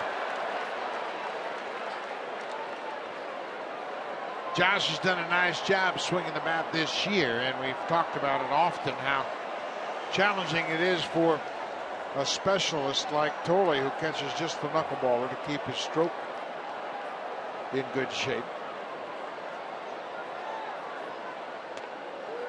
You get at bats once every 5 days. It's tough. He's made 27 starts. In 20 of them, he's reached base. I mean, that's hard to do when you don't play as much as he does. You can see from that graphic right there, last 6, 375.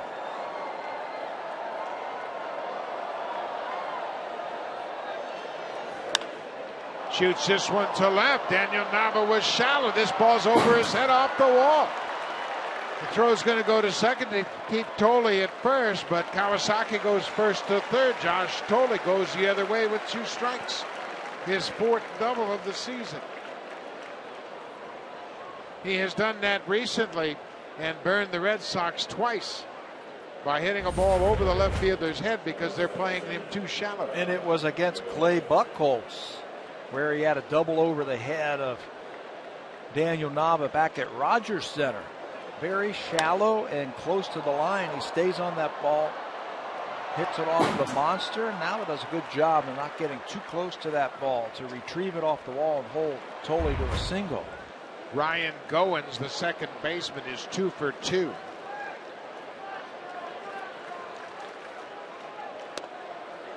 Takes a first pitch strike.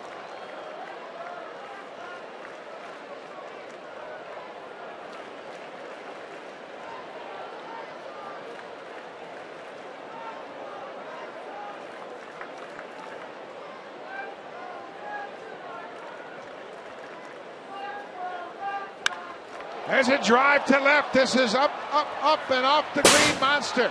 Kawasaki's in to score. Goins is headed for second. He'll reach there with the slide. He is 3 for 3.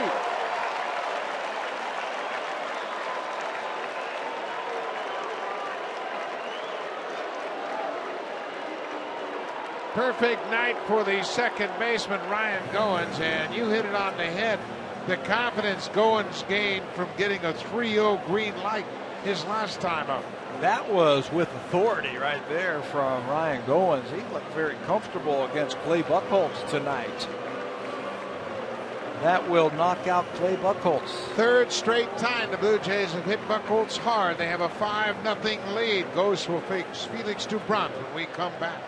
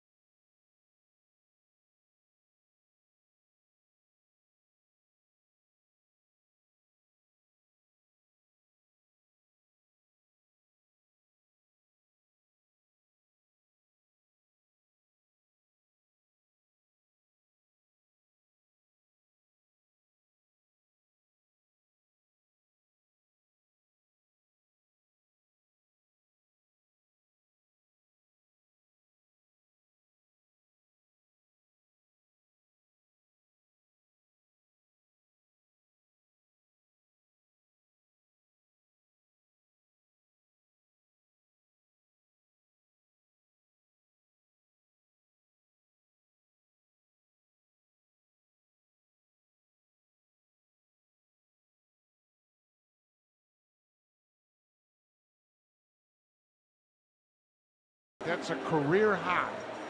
He also has driven in 3. That too is a career high in RBIs. So big night for Ryan Goins. You got a runner on base, be aggressive, which he does against Clay Buchholz, doubling off the wall in left field. He's got a couple of singles, and now this double knocking Buchholz out of the game. He has shown confidence at the plate. He has shown a more dangerous bat than what we saw at the beginning of the season, and he's always had the good defense. Left-hander Felix Doubront is into the game. Still nobody out. Runners at second and third. Number 9 hitter is Anthony Gose. There are the numbers for Doubront, who started the year in the starting rotation for the Boston Red Sox. 10 starts. This is 6 games out of the bullpen since then.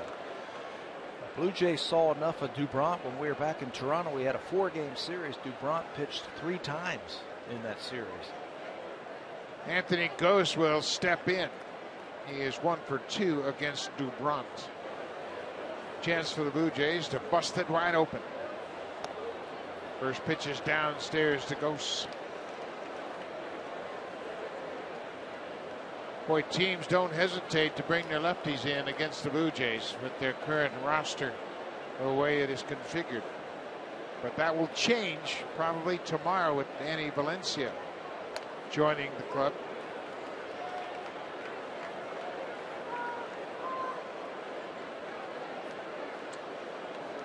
Reyes is on deck. He's 0 for 2 with a walk and a run scored.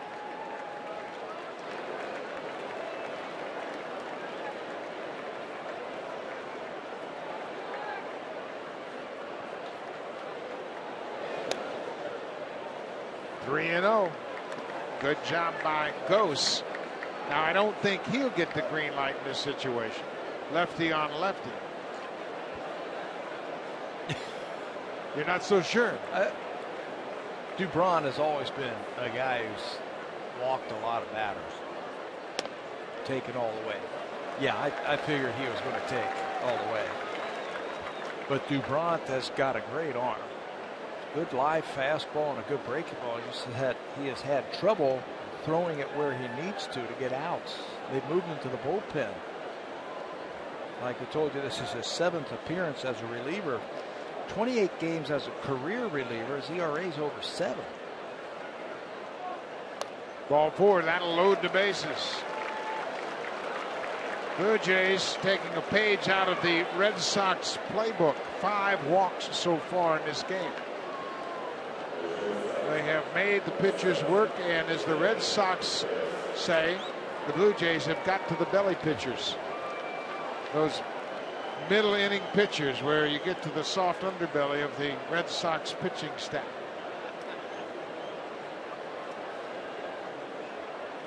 Reyes batting right-handed for the first time. This might be a blessing for Reyes, giving his awkward swing last time. Batting left-handed, so that lead arm is that right arm. He's had some shoulder problems. This time, though, batting right-handed, that lead arm, that's your power arm as a hitter, is the stronger one, the left side. Swing and a drive to left field. That is deep, and Kawasaki tagging. That's Tolley tagging, and Tolley slides in with the 6th Blue Jay run as Reyes delivers the sac fly. So Tolley comes in with the 2nd run of the inning, and it's 6-0 Blue Jays. Just missed that one. Got in on him just a little bit. You got guys on base. You got to go up there swinging. And Reyes just missed that one. So now Goins is at second. Gose is at first. Melky Cabrera 1 for 3, a 2-run home run in the first.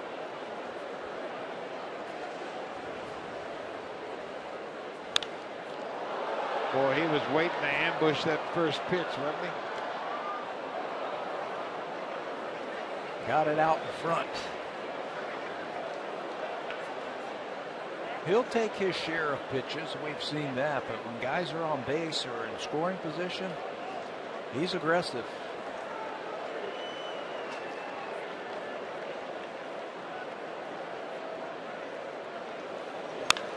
There's a drive deep to left, way up and gone. Have a night, Melky Cabrera.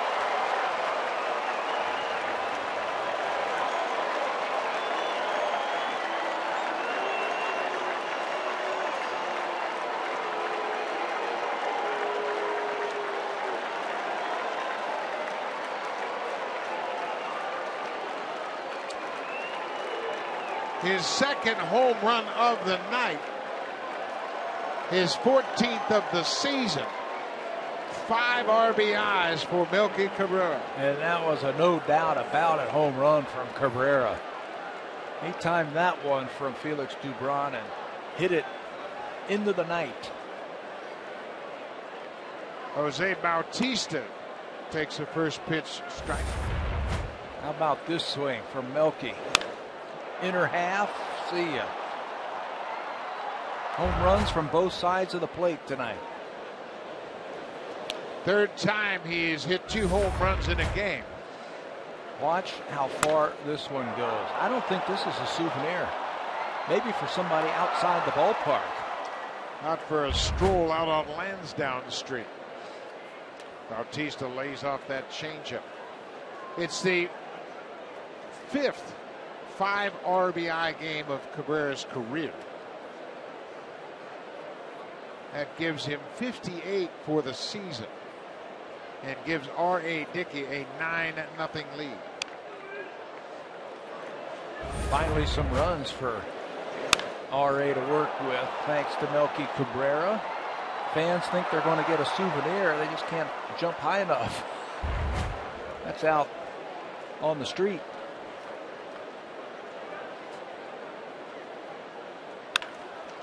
Bautista hits it past Bogarts into left. Bautista with a 2-hit night.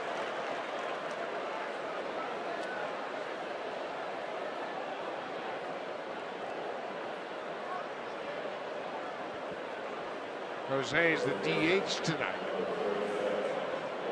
He's swinging a red hot bat.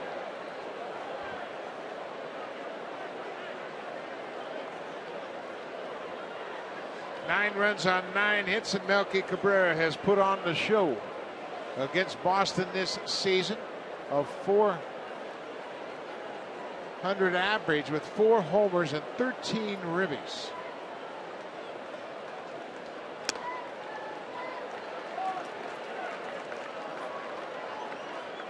Blue Jays have won 7 of the last 8 against the Red Sox. Coming into this game, they are hitting just under .300 versus the Red Sox pitching this season. That's going to go up. Their highest single season batting average versus the Red Sox was in 1993. As a team, they hit .307 against Boston pitching that season. We all know what a great team that was. They had the first 3 batters in the American League that season. But this year, coming into this one, they were just at .296, just under .300. Well, and they have played well against the Red Sox all season long. And last time out, they got pummeled in the opener of that 4-game series, and they bounced back dramatically. They went 3 of 4 against John Farrell's ball club.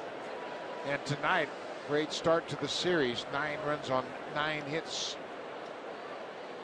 Francisco with a good cut. Francisco is the 8th Blue Jay to bat this inning.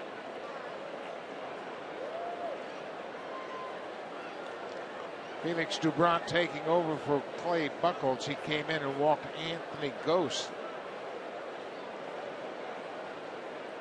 Gave up a sac fly to Jose Reyes and a 3-run home run to Melky Cabrera.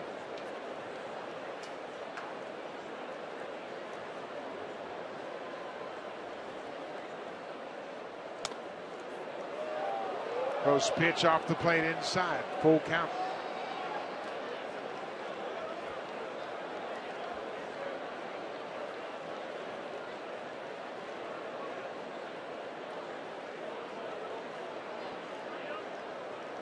Bautista at first with 1 out. Doubront with another walk. Breaking ball. He tried to slip that breaking ball in there and missed badly up and in. Not even close with that 3-2 breaking ball. The Blue Jays will take that. Another walk. 6 walks issued by the Red Sox tonight. Rasmus will be the 9th Jay to bat this inning.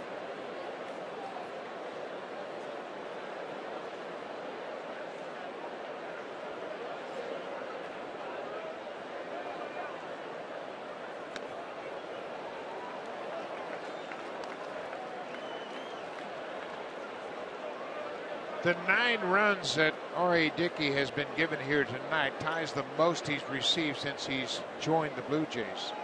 Jays also scored 9 runs for Dickey last May 14th against the Giants.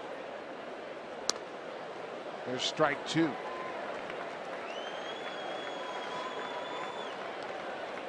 0-2 to Rasmus. Dickey sitting back enjoying this breakout night for the hitters. And there's the hitter he should sit next to. Yeah, stay hot. Anybody who wants to get some hits should go sit by him. Rasmus drills it to the alley in right center, and that ball is off the wall. Bautista's around third. He's going to score. Rasmus is at second with a long double on an 0-2 pitch. 10 runs for the Blue Jays. Wow, that ball looks real big right now for the Blue Jay batters. Felix Doubront doesn't have anything to get him out with right now. Nothing. He has come in, he walked Ghost, then gave up the sacrifice fly, a home run single, another walk, and then this. Colby Rasmus yanks that pitch out over the plate to deep right field. RBI double. Couple more out there, and nobody warming up in the pen. Now, this is the first of 3 after the Red Sox played over the weekend against Tampa Bay, and they don't want to go too deep into their bullpen the first game of a series. Colby Erasmus with another RBI double. They had an RBI double yesterday in the day game in New York. They had a big game, a big series that you were just talking about in Tampa Bay. Kawasaki drives it to left. Nava back. It's over his head. Francisco's in to score. Rasmus right behind him. Kawasaki with a 2-run double. They are wearing out Felix Doubront. He just doesn't have anything to get him out with right now. The ball was hit hard by Kawasaki, and Juan Nieves is going to go out there and talk to him. Fastball away, and they might have to change their defensive alignment against Kawasaki and Josh Tolley. This is the second time that they have hit a ball over Daniel Nava's head in left field, and this one's going to count for a couple of runs. Kawasaki at second base. Yesterday, the Boston Red Sox used 5 relievers in the ball game, so this might be a game where Doubrant's going to have to take it. Still just 1 out. Josh Tolley takes one inside. Every once in a while, you have to ask a pitcher to wear it, just to save the bullpen and get everything back in order. Tolley is 1 for 2 with a sac bunt.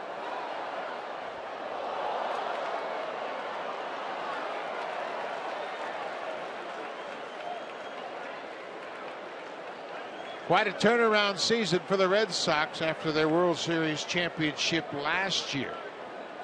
High expectations again this season. And it hasn't worked according to their plans. John Gibbons, he knows what the feeling's like to be on the wrong side of a lopsided game in this ballpark. It's not a good feeling, and tonight his boys have staked him to a big lead. Just go back a week. 14-1. Remember that one? The Red Sox threw on the Blue Jays back at Rogers Center. Last Monday, Red Sox scored a season high 14 runs on a season high 18 hits. They pounded out 4 home runs in that game, including a pair of 2-run homers by David Ortiz. Napoli had a solo shot, and Stephen Drew hit a 3-run homer. There's another base hit for Josh Tolley.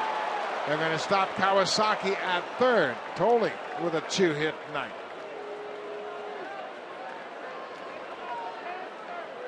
The Blue Jays jumped all over the starter Clay Buchholz, and they have roughed him up over the last 3 starts. He goes 5 innings plus. He gives up 7 hits, 7 earned runs charged to Buchholz. He walked 4 and struck out 4.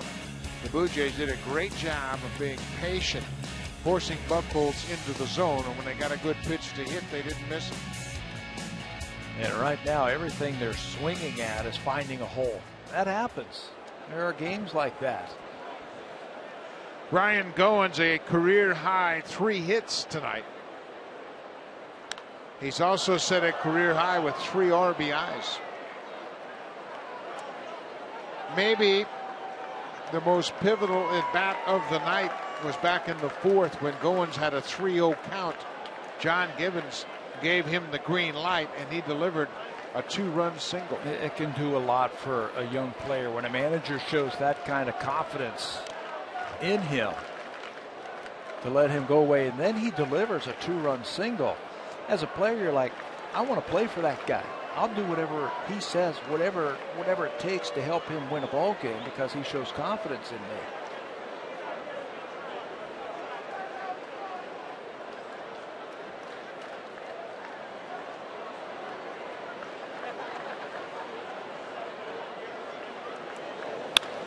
On the ground, Drew it short, second for one, back to first, not in time. Ryan Goins picks up another RBI as Kawasaki comes in to score. A 4-ribby night for Goins.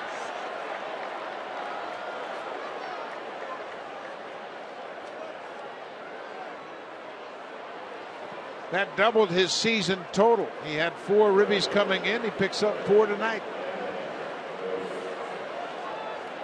Kawasaki doubles, goes to third on the single, scores on that fielder's choice by Ryan Goins. What a night. Anthony Gose has been on base twice. He was hit by a pitch and he walked.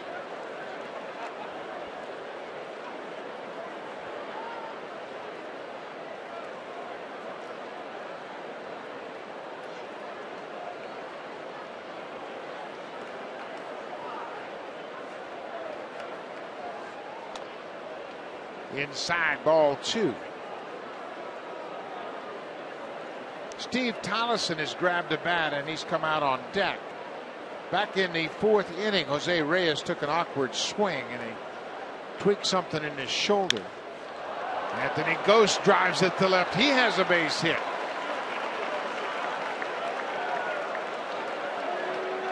Gose was the first man that Dubront faced when he came in.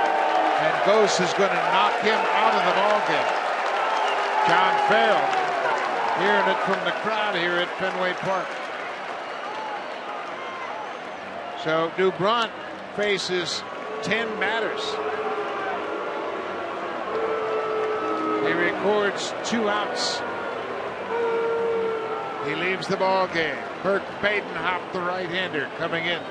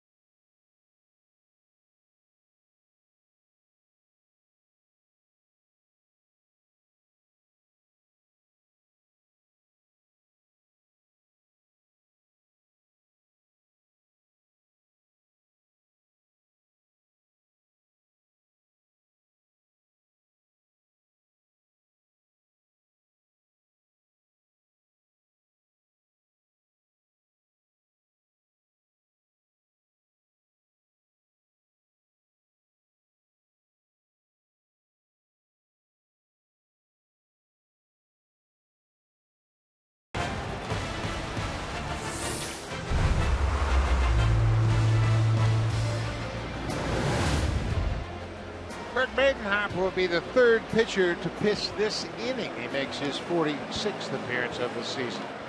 Badenhop, the right-hander, takes over from Felix Dubront, who retired just 2 batters in the inning of work. So far charged with 6 hits and a couple of walks. Badenhop, the veteran, he's got a rubber arm. He can pitch every game, it seems like. Lots of ground balls when he is on. Sinker slider type of pitcher. He's had better success against the left-handers this year than he has against the righties. Right-handers hitting .321 against Burke. Steve Tollison pinch hitting for Jose Reyes. Reyes finishes up 0 for 2 with a run scored. Tollison has done a nice job as a pinch hitter for the Blue Jays. As a pinch hitter, he is 4 for 16 with a home run and 3 RBIs. Tollison had a pinch hit single in yesterday's game at Yankee Stadium.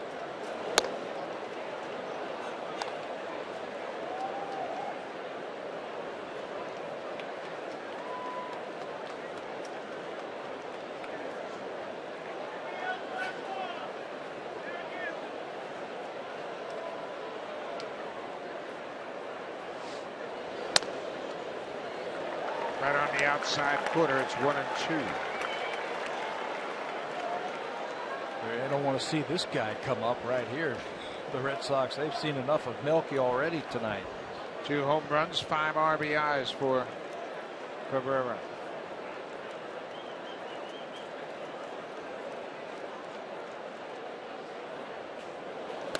Way outside, 2-2. R.A. Dickey has been plagued by the lack of run support. Not the case tonight.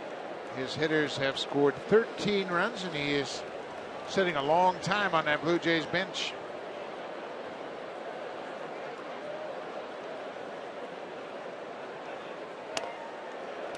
Strike 3 called.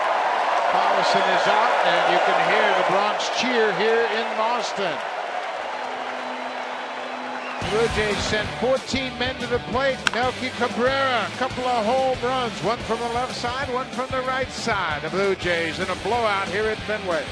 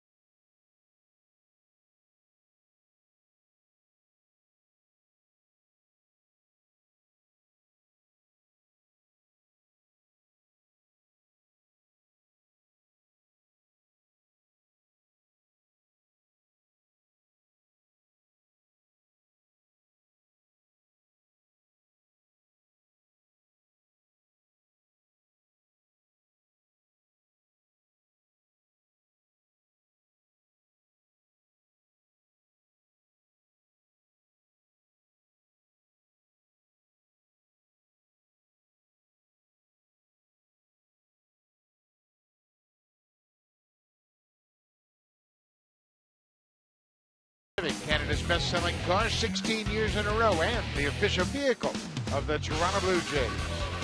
Blue Jays, 8 times this year, they have had a player have a multi-home run game. 2 times by Jose Bautista, 6 times by Edwin Encarnacion, where we got another name to add to that list, and it's Melky Cabrera. Homers in the first inning, a 2-run shot, then this 3-run home run. Just last inning, a multi-home run night for Melky Cabrera, the drives of the game tonight. Melky Cabrera with his 5th 5 RBI game of his career. Munenori Kawasaki has been terrific. They've made some defensive changes. Kawasaki moves to second. Goins moves to short. And Tollison is in at third base. Francisco stays put at first as Reyes is out of the game. R.A. Dickey, after a long half inning, was a first pitch strike to David Ross.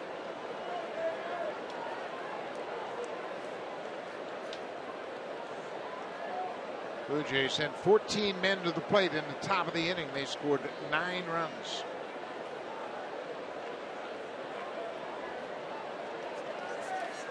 9 runs on 9 hits in the inning.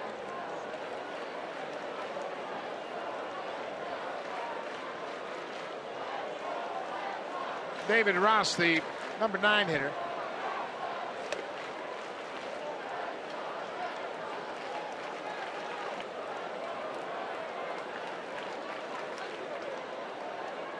The Blue Jays with 9 runs in the top of the 6th inning. That's the most runs scored by a team in an inning this season in the American League.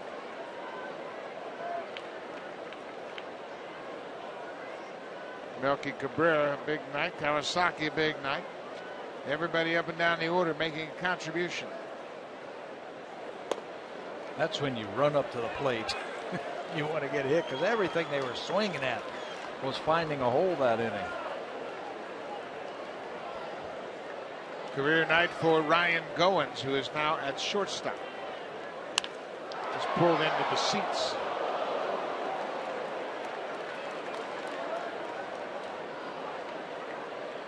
There it is, 9 runs.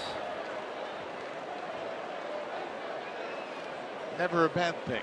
No, well, as long as you score them. Yeah, as long as it's in the Toronto column. Well, Dickey walks Ross.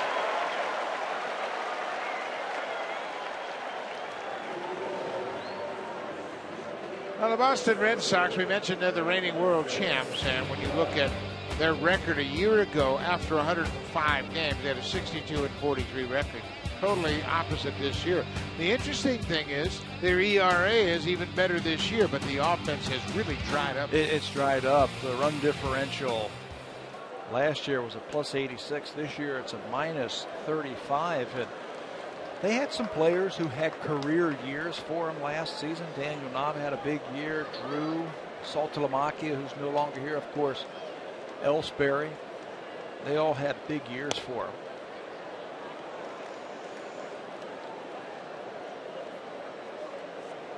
Johnny Gomes had a big impact. Daniel Nava hit 300 last year. But the offense, Ellsbury is a guy that really changed the fortunes of this team, not having him in that leadoff spot. Well, when you have holes in your lineup, and there have been some holes this year for the Boston Red Sox offensively, a pitcher can navigate through a David Ortiz. He really is their only home run threat. He's hit 25 of the 81 home runs that the Red Sox have hit this year.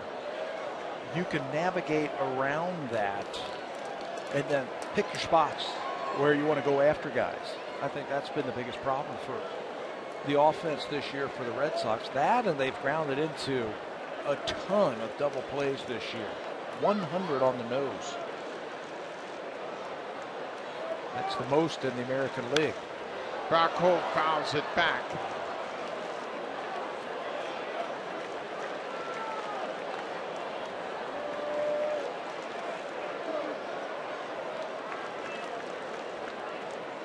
We mentioned the 9 runs in an inning, the most in the American League in an American League game. The Blue Jays actually scored 9 runs against the Phillies back in May in the 7th inning. So it's the second time this season they've scored 9 runs in an inning.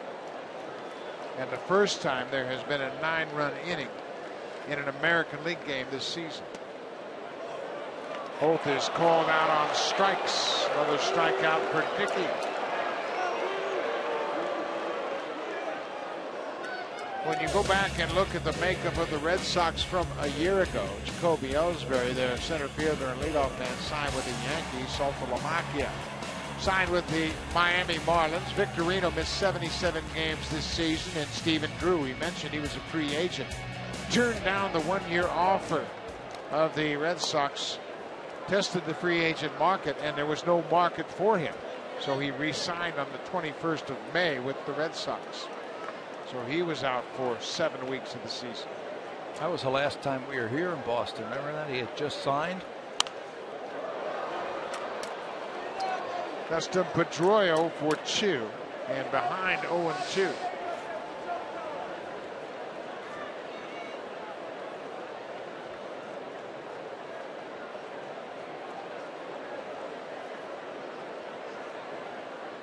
One out.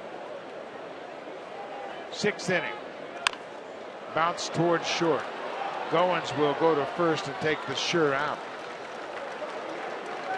R.A. Dickey, we mentioned this is a statement game for Dickey after the Blue Jays won the series in New York. First game here in Boston, and he has been up to the task. Yes, an emotional game yesterday for the Blue Jays, so R.A. Dickey comes out here and keeps the ball rolling. He's got a great knuckleball tonight. He was changing speeds early on in this game with that knuckleball. Was dancing as it got to the plate. He uses those strikeouts to get through those early innings. All told now, he's got 8 strikeouts as he catches Brock Holt looking here in the 6th inning. This is exactly what they needed from R.A. Dickey tonight after that big win. There's a base hit for Ortiz.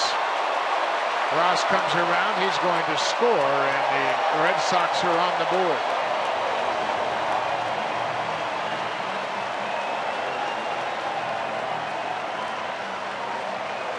Dickey had handled David Ortiz tonight, throwing a lot of knuckleballs, and it looks like Ortiz has cut a swing down. Struck him out the first 2 times up. This time he just serves the ball to left field for an RBI single. Hardly any movement this time by Ortiz. Just pushes the ball the other way. With that RBI, it gives Ortiz 77. That puts him into the 3rd spot in the American League. Miguel Cabrera leads with 81. Jose Abreu has 79. Now Ortiz is 3rd with 77. Mike Karp has come on as a pinch hitter for Mike Napoli.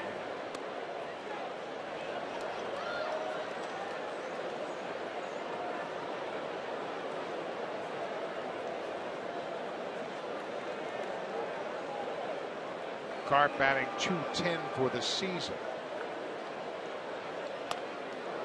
Behind 0-2. It's been reported recently that Mike Karp has requested a trade. Not getting much playing time. He had a big season last year too in a platoon type of situation. And coming off the bench, coming out with some big base hits, and just wants to play more, wants to get on the field. Dickey strikes him out. 9 strikeouts through 6 innings for R.A. Dickey and the Blue Jays with a lopsided 13-1 lead as we head to the 7th.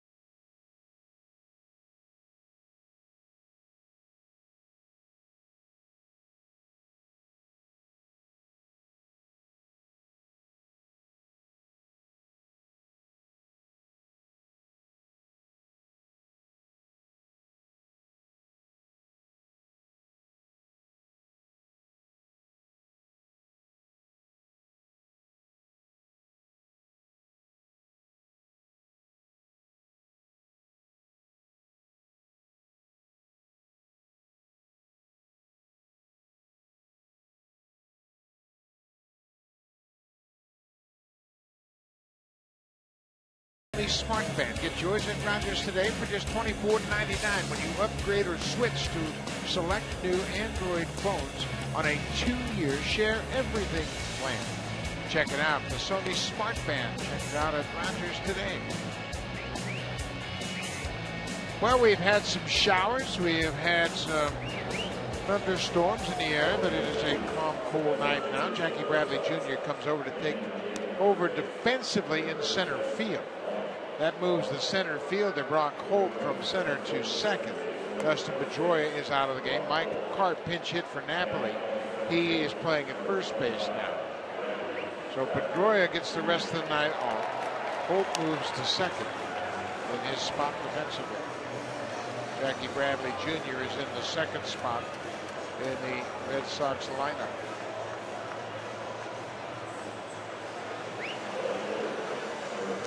Well, here's the man of the hour, Melky Cabrera.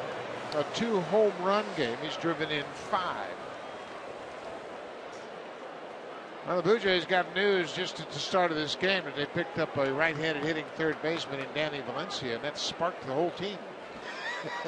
Hey, any little thing like that where you pick up a player, get a team fired up.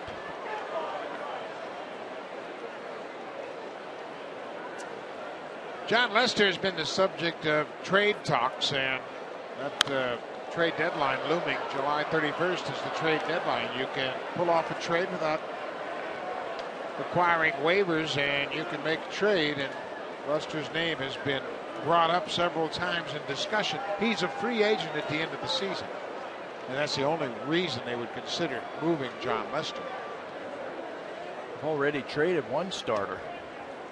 Jake Peavy went to the San Francisco Giants and made his Giants debut last night. He pitched okay, but the season has continued to go the same way for Jake Peavy. Cabrera called for the swing, 2-1. It's always a tough decision when your ball club is on the brink of going on a run or falling out of the pennant race. That decision. I mean, there's still 2 full months of baseball. You have to decide what you want to do here if you're the general manager. Melky Cabrera thought it was ball 4. And the umpire at home has called him back. Said, not yet, Melky. Andy Fletcher. For Melky, that it was not ball 4. There's been a lot going on. 13 hits, 13 runs, a lot of walks, a lot of strikeouts, and Melky just lost track.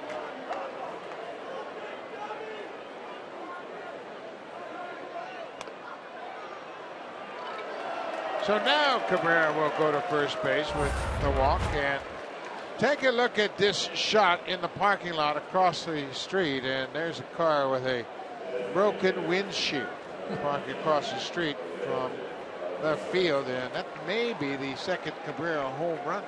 That's the trajectory, isn't it? About where that ball was heading. We have seen that before by the Blue Jays in this ballpark, namely the guy at the plate. Jose Bautista put a big dent in the car a couple years ago when he hit a long home run off John Lester. So Melky's been on base 3 times tonight. Bautista has a pair of hits. He's the DH. Boy, how about that surprise when the fan goes out there after their home team got pummeled? Yeah. You think those things aren't bad enough. The Red Sox get hammered, and then you go out and find out you can't see out of your window.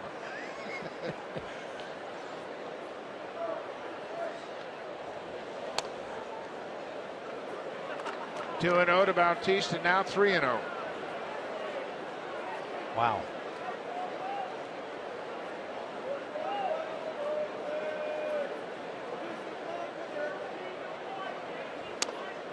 There's a strike. It is really interesting how things have turned around for the Blue Jays. Since the All-Star break, they went into the break losers of 8 of 10. Came back like a new team. Would limping to the All-Star break describe it? Is that too harsh? You could say dragging a foot into the All-Star break. I don't think they were limping. They were awful. They just couldn't play the game. They were throwing it around. They couldn't pitch it, couldn't hit it. They go get the 4 days off, and they look like a new team. 2 on, nobody out. Couple of walks. Let's check in with Jamie Campbell. He's got an update for us.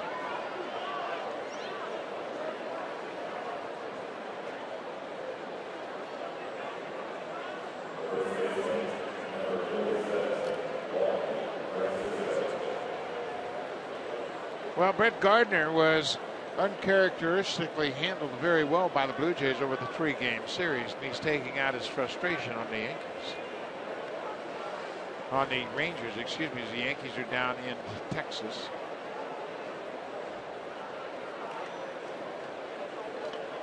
David Phelps, another good start for New York. 4 innings of 2-hit shutout ball so far.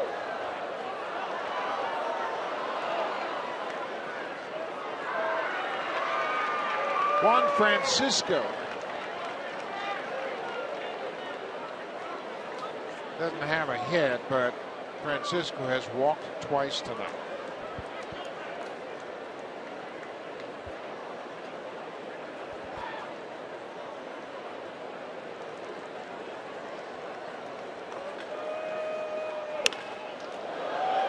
Watch out. Boy, that ball gets in there in a hurry, doesn't it?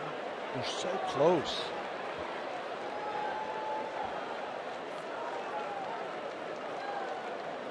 Looked like the fan was saying that he was all right. They give you a warning here. Foul balls and bats hurt. Yeah. Really? Thanks. Everybody seems to be okay down there. Francisco steps out. It's an 0-2 count. Sunglasses. That young man right there was the one that looked like it hit him.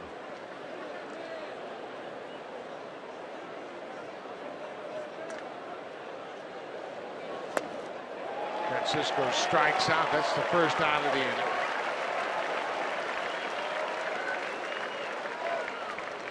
Blue Jays have done a good job tonight of laying off of pitches and taking their share of walks. 13 runs on 13 hits. You got to figure there's other base runners out there. And there have been. 8 walks tonight. That's one off the season high. The Blue Jays had 9 walks at Cincinnati in that comeback game on Friday night. They drew 9 walks and worked their way back from a big deficit to win the game. Second time this season they've drawn 8 walks.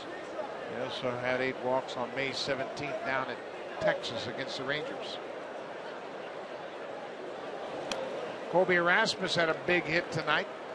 He hit an 0-2 pitch for an RBI double off the fence in right center back in the 6th inning. Picked up his 32nd RBI of the season.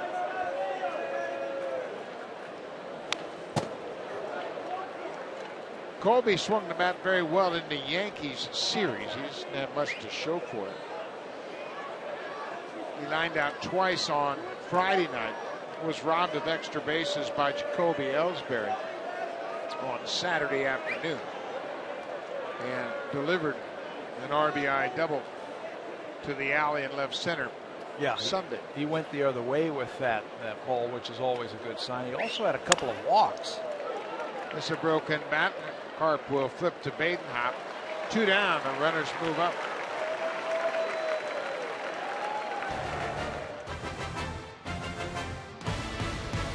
The 2014 Honda Civic, Canada's best-selling car 16 years in a row, and the official vehicle of the Toronto Blue Jays.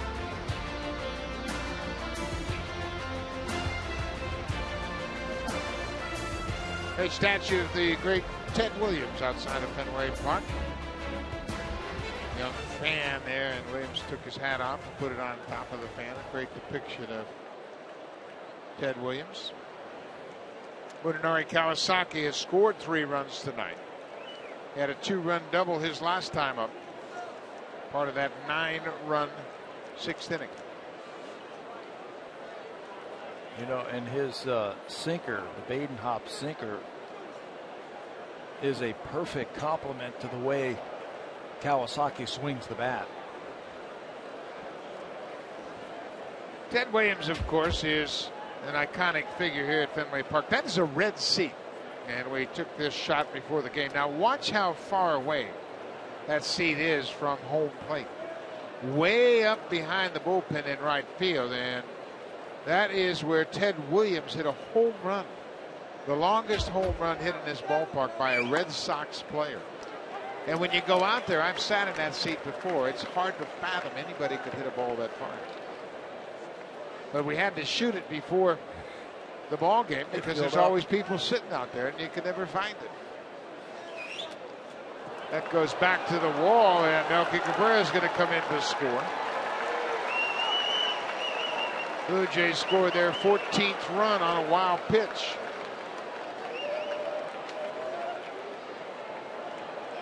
You know, I think I could hit a ball up there where that ball was. Yeah, it'd be a Titleist, though.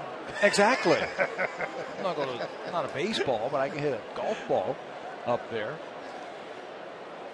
That should be a pass ball. It looked like it went right off the glove of Ross to score that run.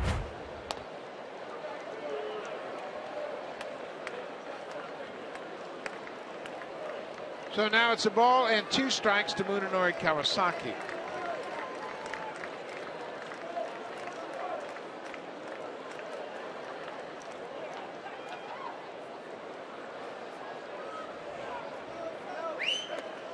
Outside.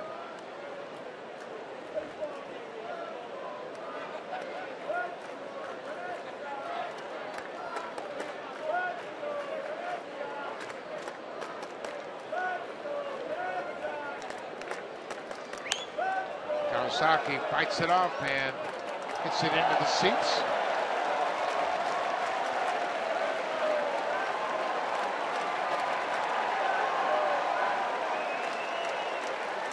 Kawasaki with the 2-run double has scored 3 runs tonight. The most runs he's scored in a single game in his big league career. Pulls this one to second. Rock Holt quickly to Badenhop just in time to end the inning. But the Blue Jays add a run here in the top half of the 7th. They lead the Red Sox 14-1. First of 3 in Fenway.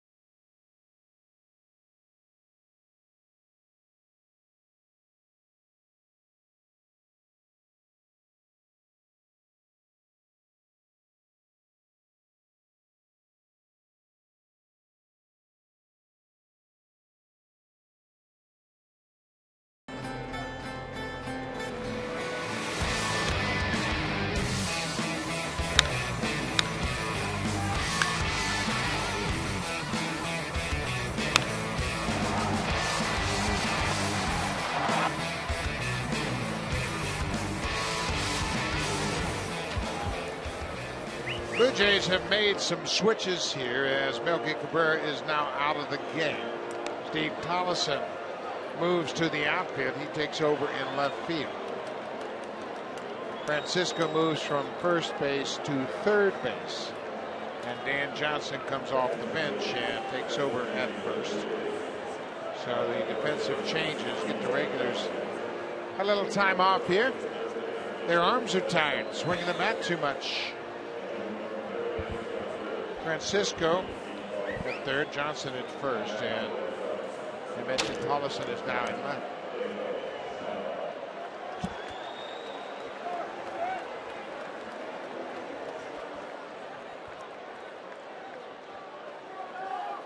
Daniel Nava facing R.A. Dickey here in the bottom of the 7th. Dickey has allowed 1 run on 3 hits. Nava goes after the first pitch, and then Johnson will flip to Dickey. 1 pitch, 1 out here in the 7th.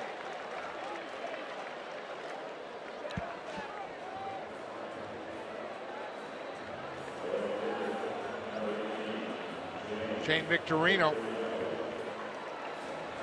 Victorino got the second hit off of Dickey back in the 5th inning, an infield hit to short.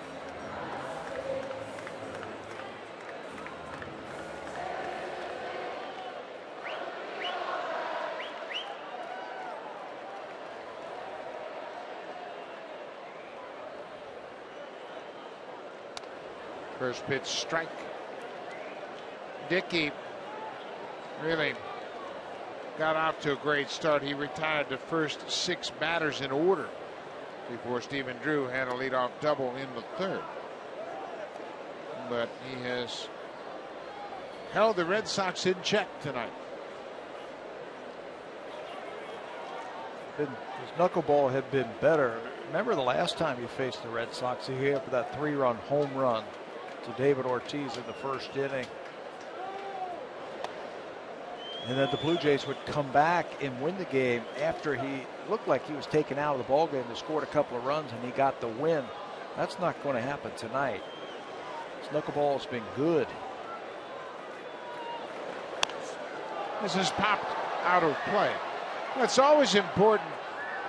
First time you open up a series, you want your starter to go deep, and tonight that knuckleball has really worked for Dickey. Here's the grip. The grip on it. He moved away from the runway to the top of the C or the top of the horseshoe right there to get a better grip on it as his fingertips dig into that seam of the baseball. And he pushes it just with his fingers, just pushes it towards home plate. Tonight, it's taking the left-hand turn at times. Other times, it's tumbling. Other times, it's staying on line, and he's changing speeds with it. There's right at the top of the horseshoe. You see him grab that baseball. Bouncing ball. Goins at short. Unloads quickly, and what a play. Ryan Goins, a natural shortstop. Made a nice play to retire Victorino. He can play defense. He's got good actions out in the field. And watch how quickly he gets to it, all in one motion. Gloves it and throws it on the run accurately across the diamond for the second out. He did not have time to plant and throw. You can see Victorino still bang bang over at first place. Perfect throw, right on the money. Stephen Drew takes his strike. Drew is 1 for 2. Dickey had 3 mentors in his efforts to master the knuckleball. Tim Wakefield, who pitched here with the Red Sox, was one of those 3. Charlie Huff, of course, who made the adjustment on that knuckleball grip, and then the great Hall of Fame knuckleballer Phil Niekro. They all had an impact on Dickey developing as a knuckleball pitcher.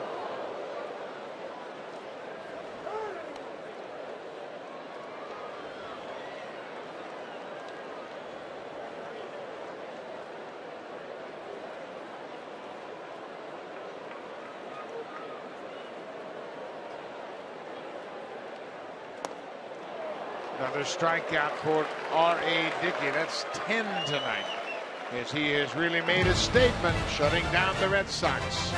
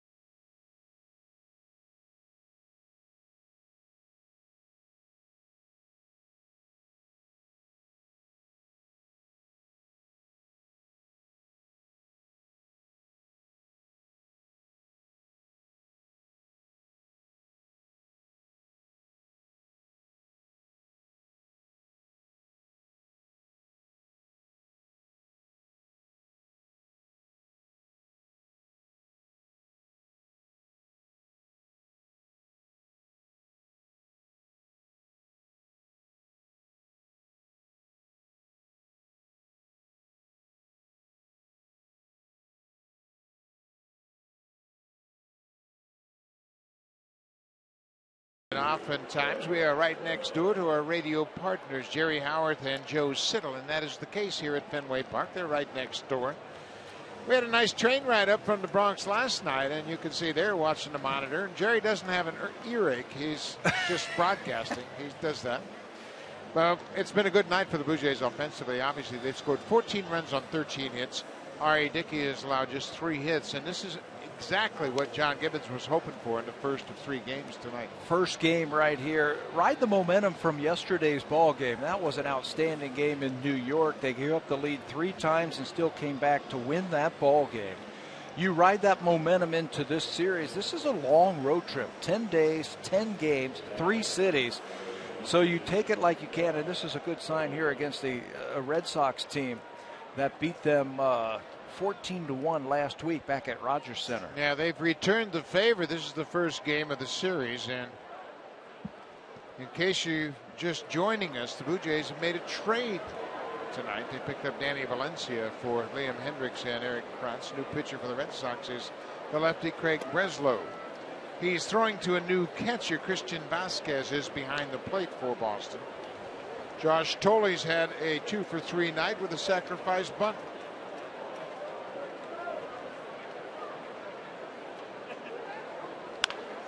Hits it on the ground. Stephen Drew at short.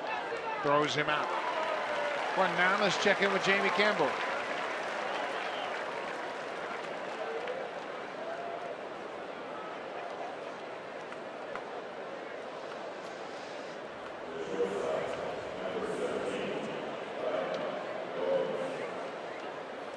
And Sebia delivering a big hit for the Rangers now as they're up at the end of 5. Christian Vasquez, the young catcher, taking over for David Ross behind the plate.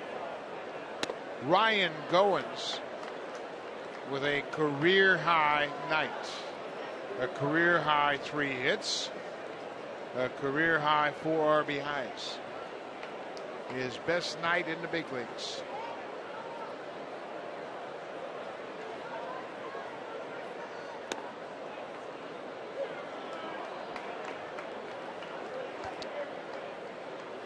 We mentioned the trade. Danny Valencia came up to the big leagues with the Minnesota Twins. He has spent time with the Red Sox, the Orioles, and now he's a member of the Blue Jays. Bouncing ball up the middle. Brock Holt backhands, hesitates, and how about Ryan Goins? Another hit for Goins, a 4-hit night. He's aboard. Let's check in with Jamie Campbell.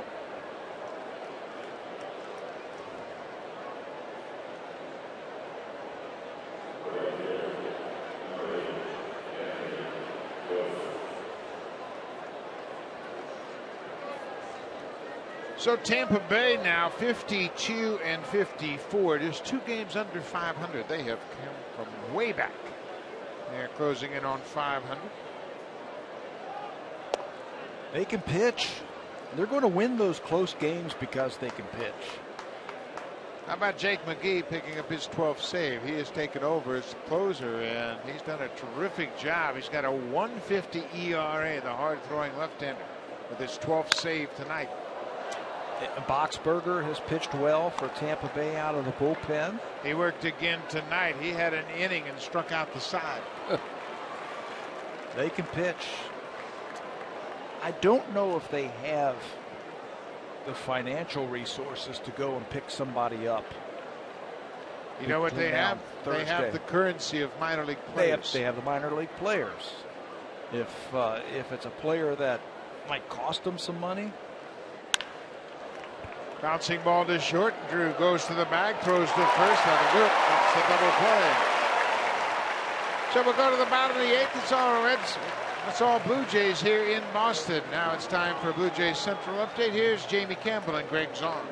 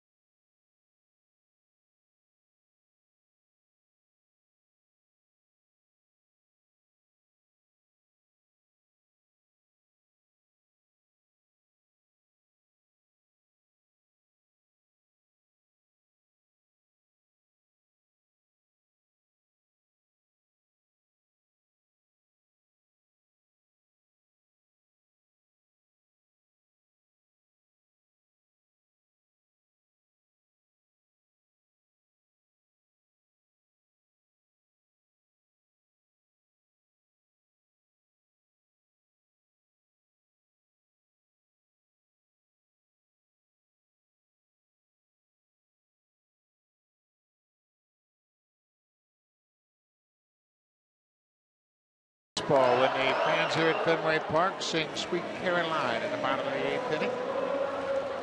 Young fans, old fans, Blue Jay fans, Red Sox fans uniting and singing Sweet Caroline. Third stint of the season for Rob Rasmussen with the Blue Jays. That is what he has done in 9 games. He made his major league debut right here in this ballpark against David Ortiz. Here to mop this one up as he will face the bottom of the order of the Boston Red Sox. Good fastball, curveball, slider, and changeup from Rasmus. Xander Bogaerts, the third baseman, takes a first pitch strike. Bogaerts has grounded out twice.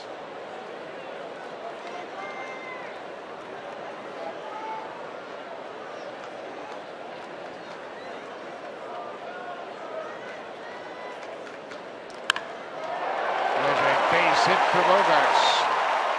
Paulson cuts it off, gets it back in quickly. R.A. Dickey was great tonight. 7 innings, a 3-hit ball. He held the Red Sox to a single run. He walked 1 batter and struck out 10. He had everything working tonight. That 1 walk came around to score against him in the 6th inning. 10 strikeouts, which is a season high for R.A. Dickey. You're right, the knuckleball was dancing all over the place. He was throwing it for strikes. Just 1 base on balls in the 7 innings tonight, in line for his 9th win. Just exactly what the Blue Jays needed from Dickey. Dickey now 145 innings. That'll move him into the 4th spot for the time being in innings by an American League pitcher. Christian Vasquez batting for the first time. He took over defensively for David Russ.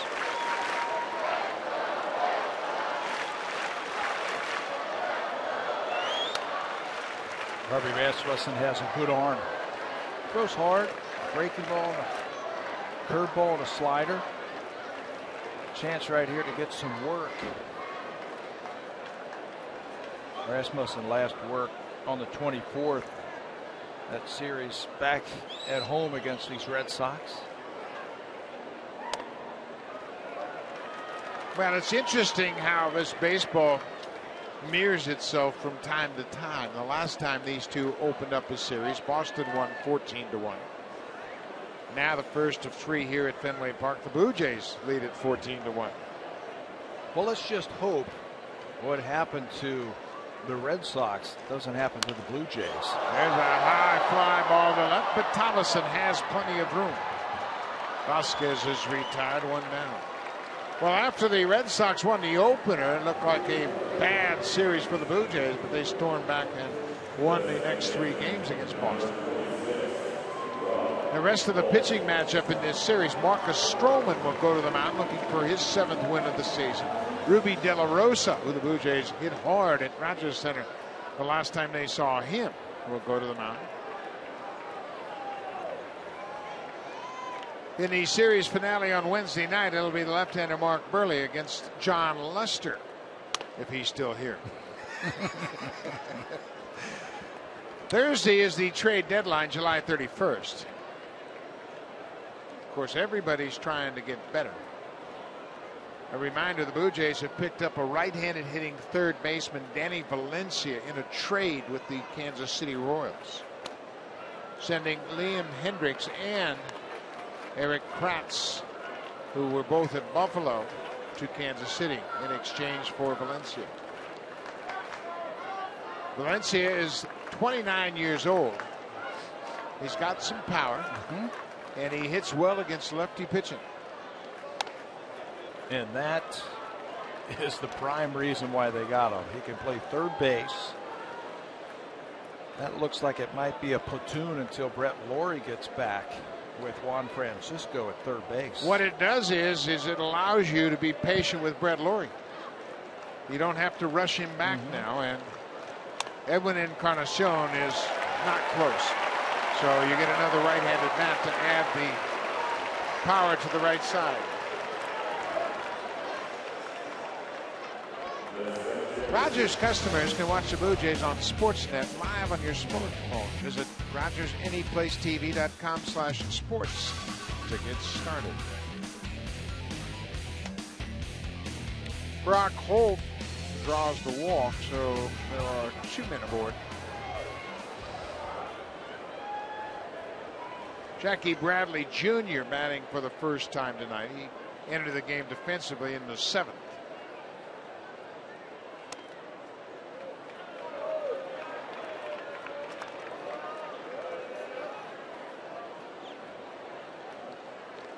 Blue Jays scored 2 in the first, 2 in the 4th, 9 in the 6th, 1 in the 7th.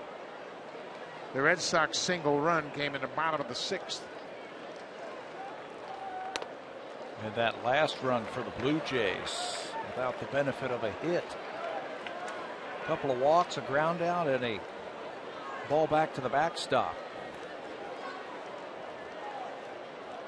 It's a wild pitch charge to Burke Badenoff.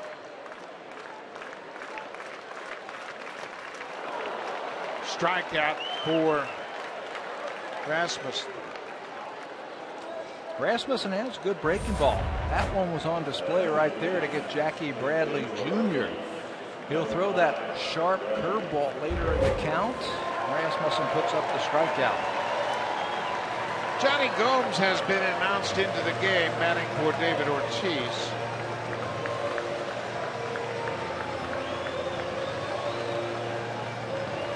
Johnny Gomes, big part of their success a year ago. His name has been mentioned in a trade talk discussion with the Kansas City Royals. Royals looking for a little depth. Players like Johnny Gomes always end up on winning teams, don't they? He'll tell you that too. He's a free agent at the end of this year. He says, if you want to win, sign Johnny Gomes. He bounces around. But when you look at it, he's been in the division series with Cincinnati, Oakland, and Boston. Played in the league championship series in 2013 against the Tigers. World Series last year, of course. He had a home run in the World Series for Boston.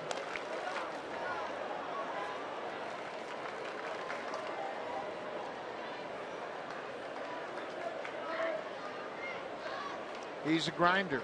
He's never been one of those guys that's the first guy you sign or the first guy that makes your team, but he's a nice 24th, 25th piece to the puzzle. But every good team has players like him. They bring it to the ballpark every day. That's this ball down the right side, but that's a foul. And when they're not playing, they're on that bench trying to help their team win it.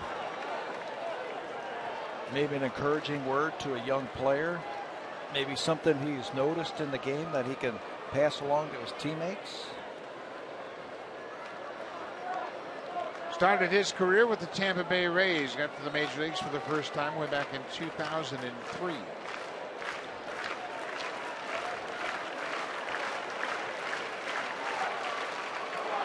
Gomes strikes out. Pair of strikeouts for Rob Rasmussen. Will go to the 9th. The Blue Jays in a laugher at Fenway.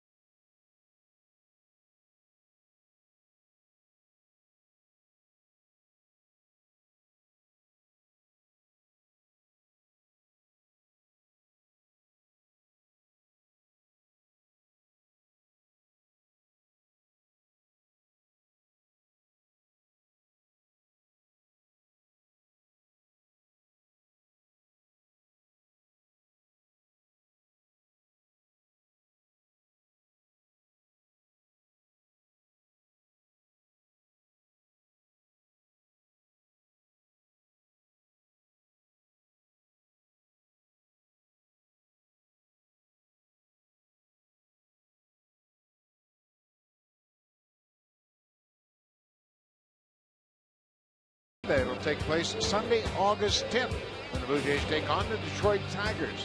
It's a 107 start. The first 20,000 fans will receive a replica Blue Jays BP cap. So call the Jays today to get your tickets at 416-341-1234. Or log online at BlueJays.com and order your tickets for the Blue Jays BP cap giveaway. It's all presented by Honda. New pitcher into the ball game is Edward Mujica, and Blue Jays have gotten deep into their bullpen. Gubrandt, Badenhop, Breslow, and now Mujica. 5 relievers last night for the Red Sox. 4 more here tonight. Mujica in to finish this one off. Started his career with the Cleveland Indians, went to San Diego, the Marlins, the Cardinals, where he saved 37 games last year, and now here with the Boston Red Sox, signed as a free agent last December.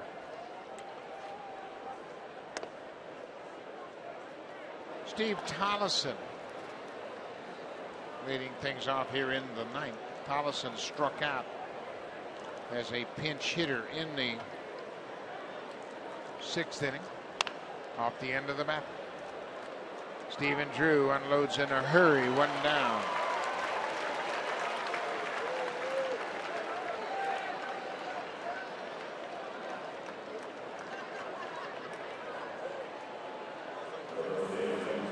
Dan Johnson will bat for the first time tonight. He is hitting in a 2 spot where Melky Cabrera had such a good night. Johnson took over defensively in the 7th inning, trying at first base.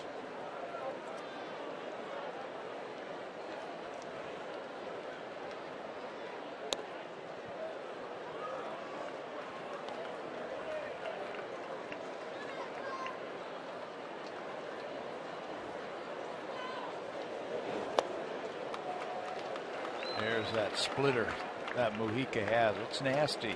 Split finger fastball. Goes straight down. That's what helped him win save those 37 games last year.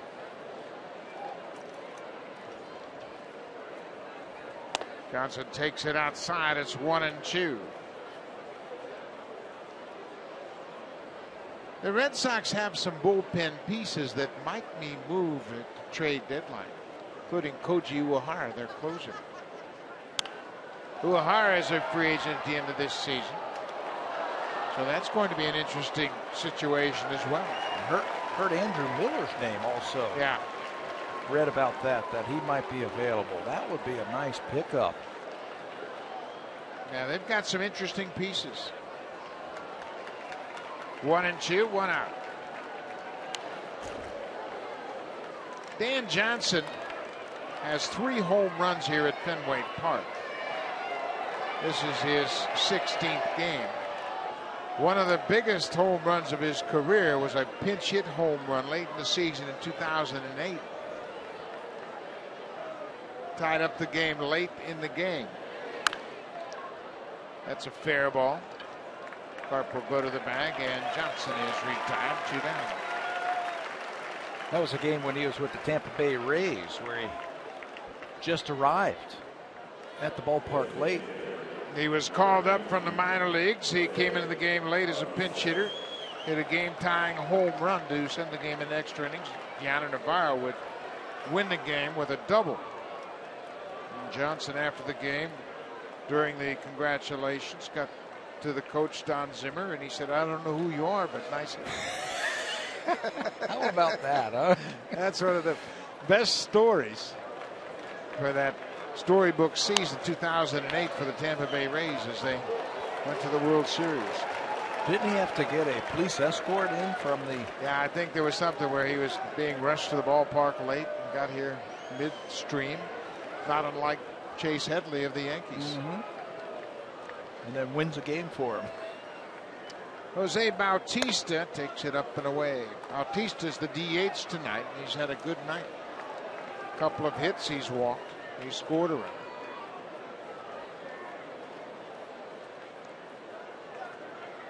The Blue Jay call-ups have done a nice job.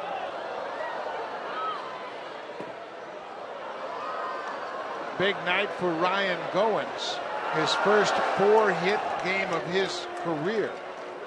He's also driven in 4. Munenori Kawasaki scored 3 runs for the first time in his big league career. Bautista taps it up the third baseline, and that's a foul ball. Goins had a single in his first at bat, and then, in my mind, the biggest at bat of the night. A couple aboard, he had a 3-0 count. John Gibbons gave him a green light, and he drove in 2 with a single to center. And that confidence went way up.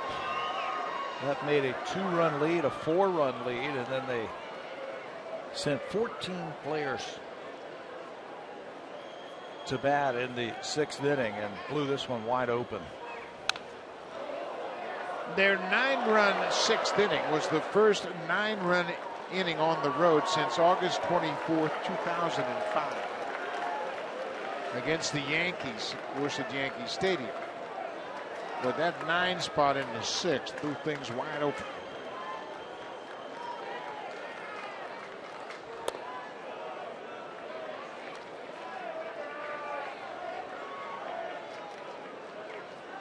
Felix Doubront pitched in that 6th inning, recorded 2 outs, was charged with 6 earned runs on 6 hits. Bautista skies it to left. Nava coming in. That's the 3rd out of the top half of the ninth. We'll go to the bottom of the ninth in Boston. All Blue Jays.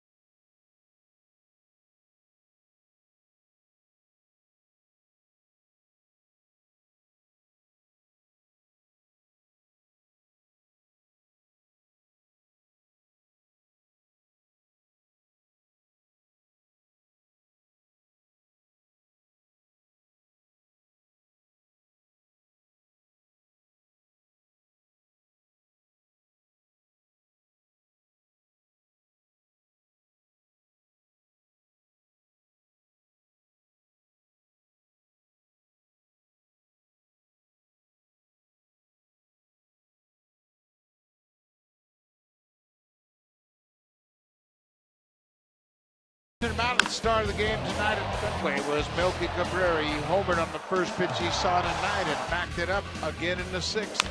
This one really broke it open. The home run, I think, in that first inning was significant because it gave the Blue Jays a lot of confidence.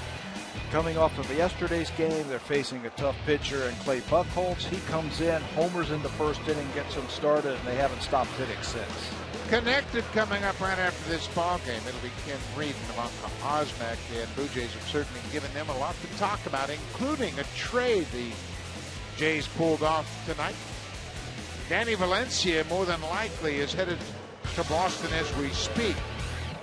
He is a right-handed hitting third baseman. The Jays gave up a couple of minor leaguers, Liam Hendricks and Eric Kratz, and pick up a big league third baseman. Rob Rasmussen throws one upstairs to Mike Cart. Cart pinch hit in the 6th and struck out.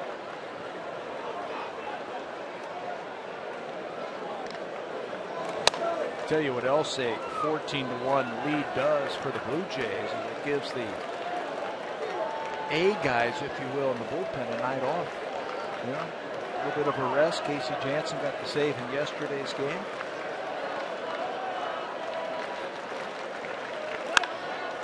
There's Allison in left field as Rue makes the catch. One out here in Boston. It's time now for a preview of what's coming up next on Connected. Here's Ken Reed, the Boston Horseman.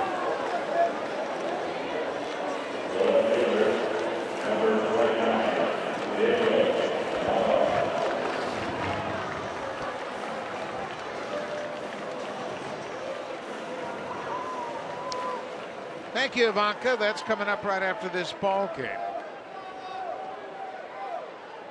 Anthony Gose has had an impact tonight. He scored a run in the sixth, reached base 3 times. He had a single as well.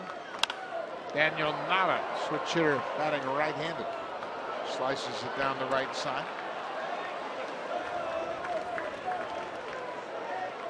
The Blue Jays have scored 14 runs on 14 hits. Melky Cabrera with the only home runs. He hit 2 tonight.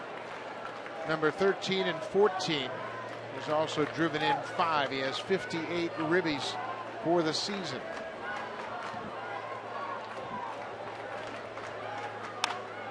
Melky Cabrera hit 3 home runs last season in total, but he had that back problem. He was injured, and he wasn't able to put together a full season. But boy, did he come in swinging the hot bat. Remember, in spring training, Melky Cabrera had 30 hits, and he carried that hot bat right into the regular season. This is looking like the season he had in 2011 with the Kansas City Royals. His hitting coach, Kevin Seitzer.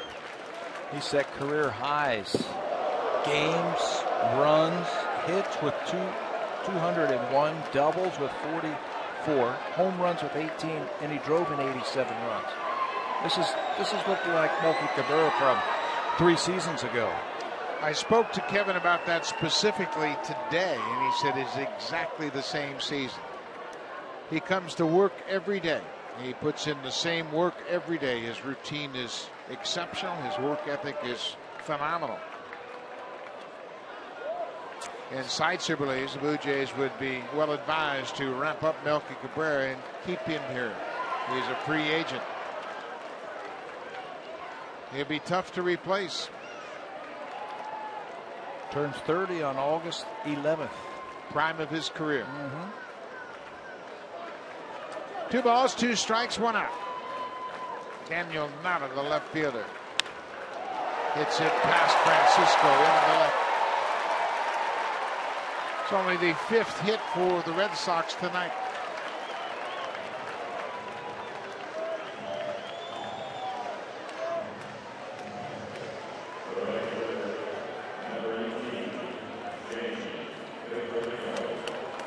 This is a big statement game for the Blue Jays and R.A. Dickey. They won the series in New York 2-1. The first time they have won a series in New York since 2012. Of course, on Saturday, the win snapped a 17-game losing streak to the Yankees in the Bronx. So everybody can stop talking about that. That was getting old. The players were tired of talking about it. The coaches, the manager, everybody was tired of talking about that.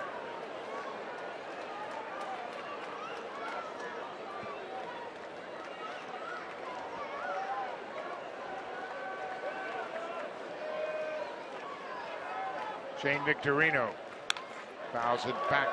0-2 count. Victorino is 1 for 3. Reached on an infield hit in the 5th.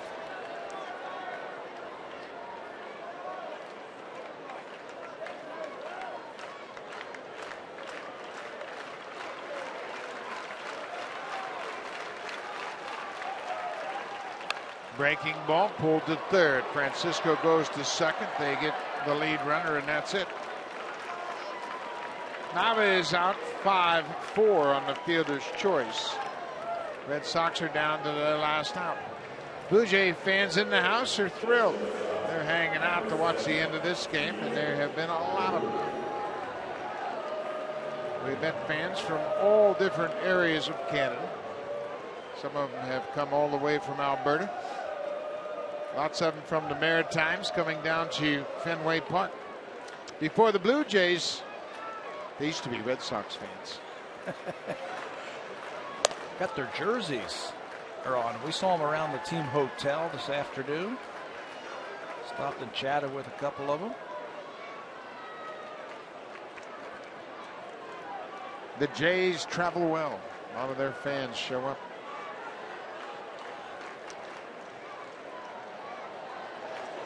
Stephen Drew fouls it out of play. Ball and a strike to the shortstop. Drew homered in back-to-back games the last time he faced the Blue Jays at Rogers Center.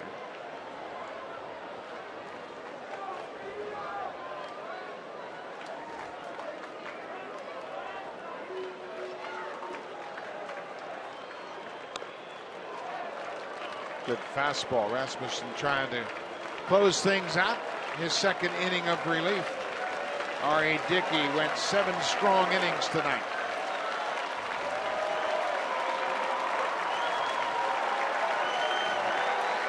Yes, those are Blue Jay fans, and they're on their feet.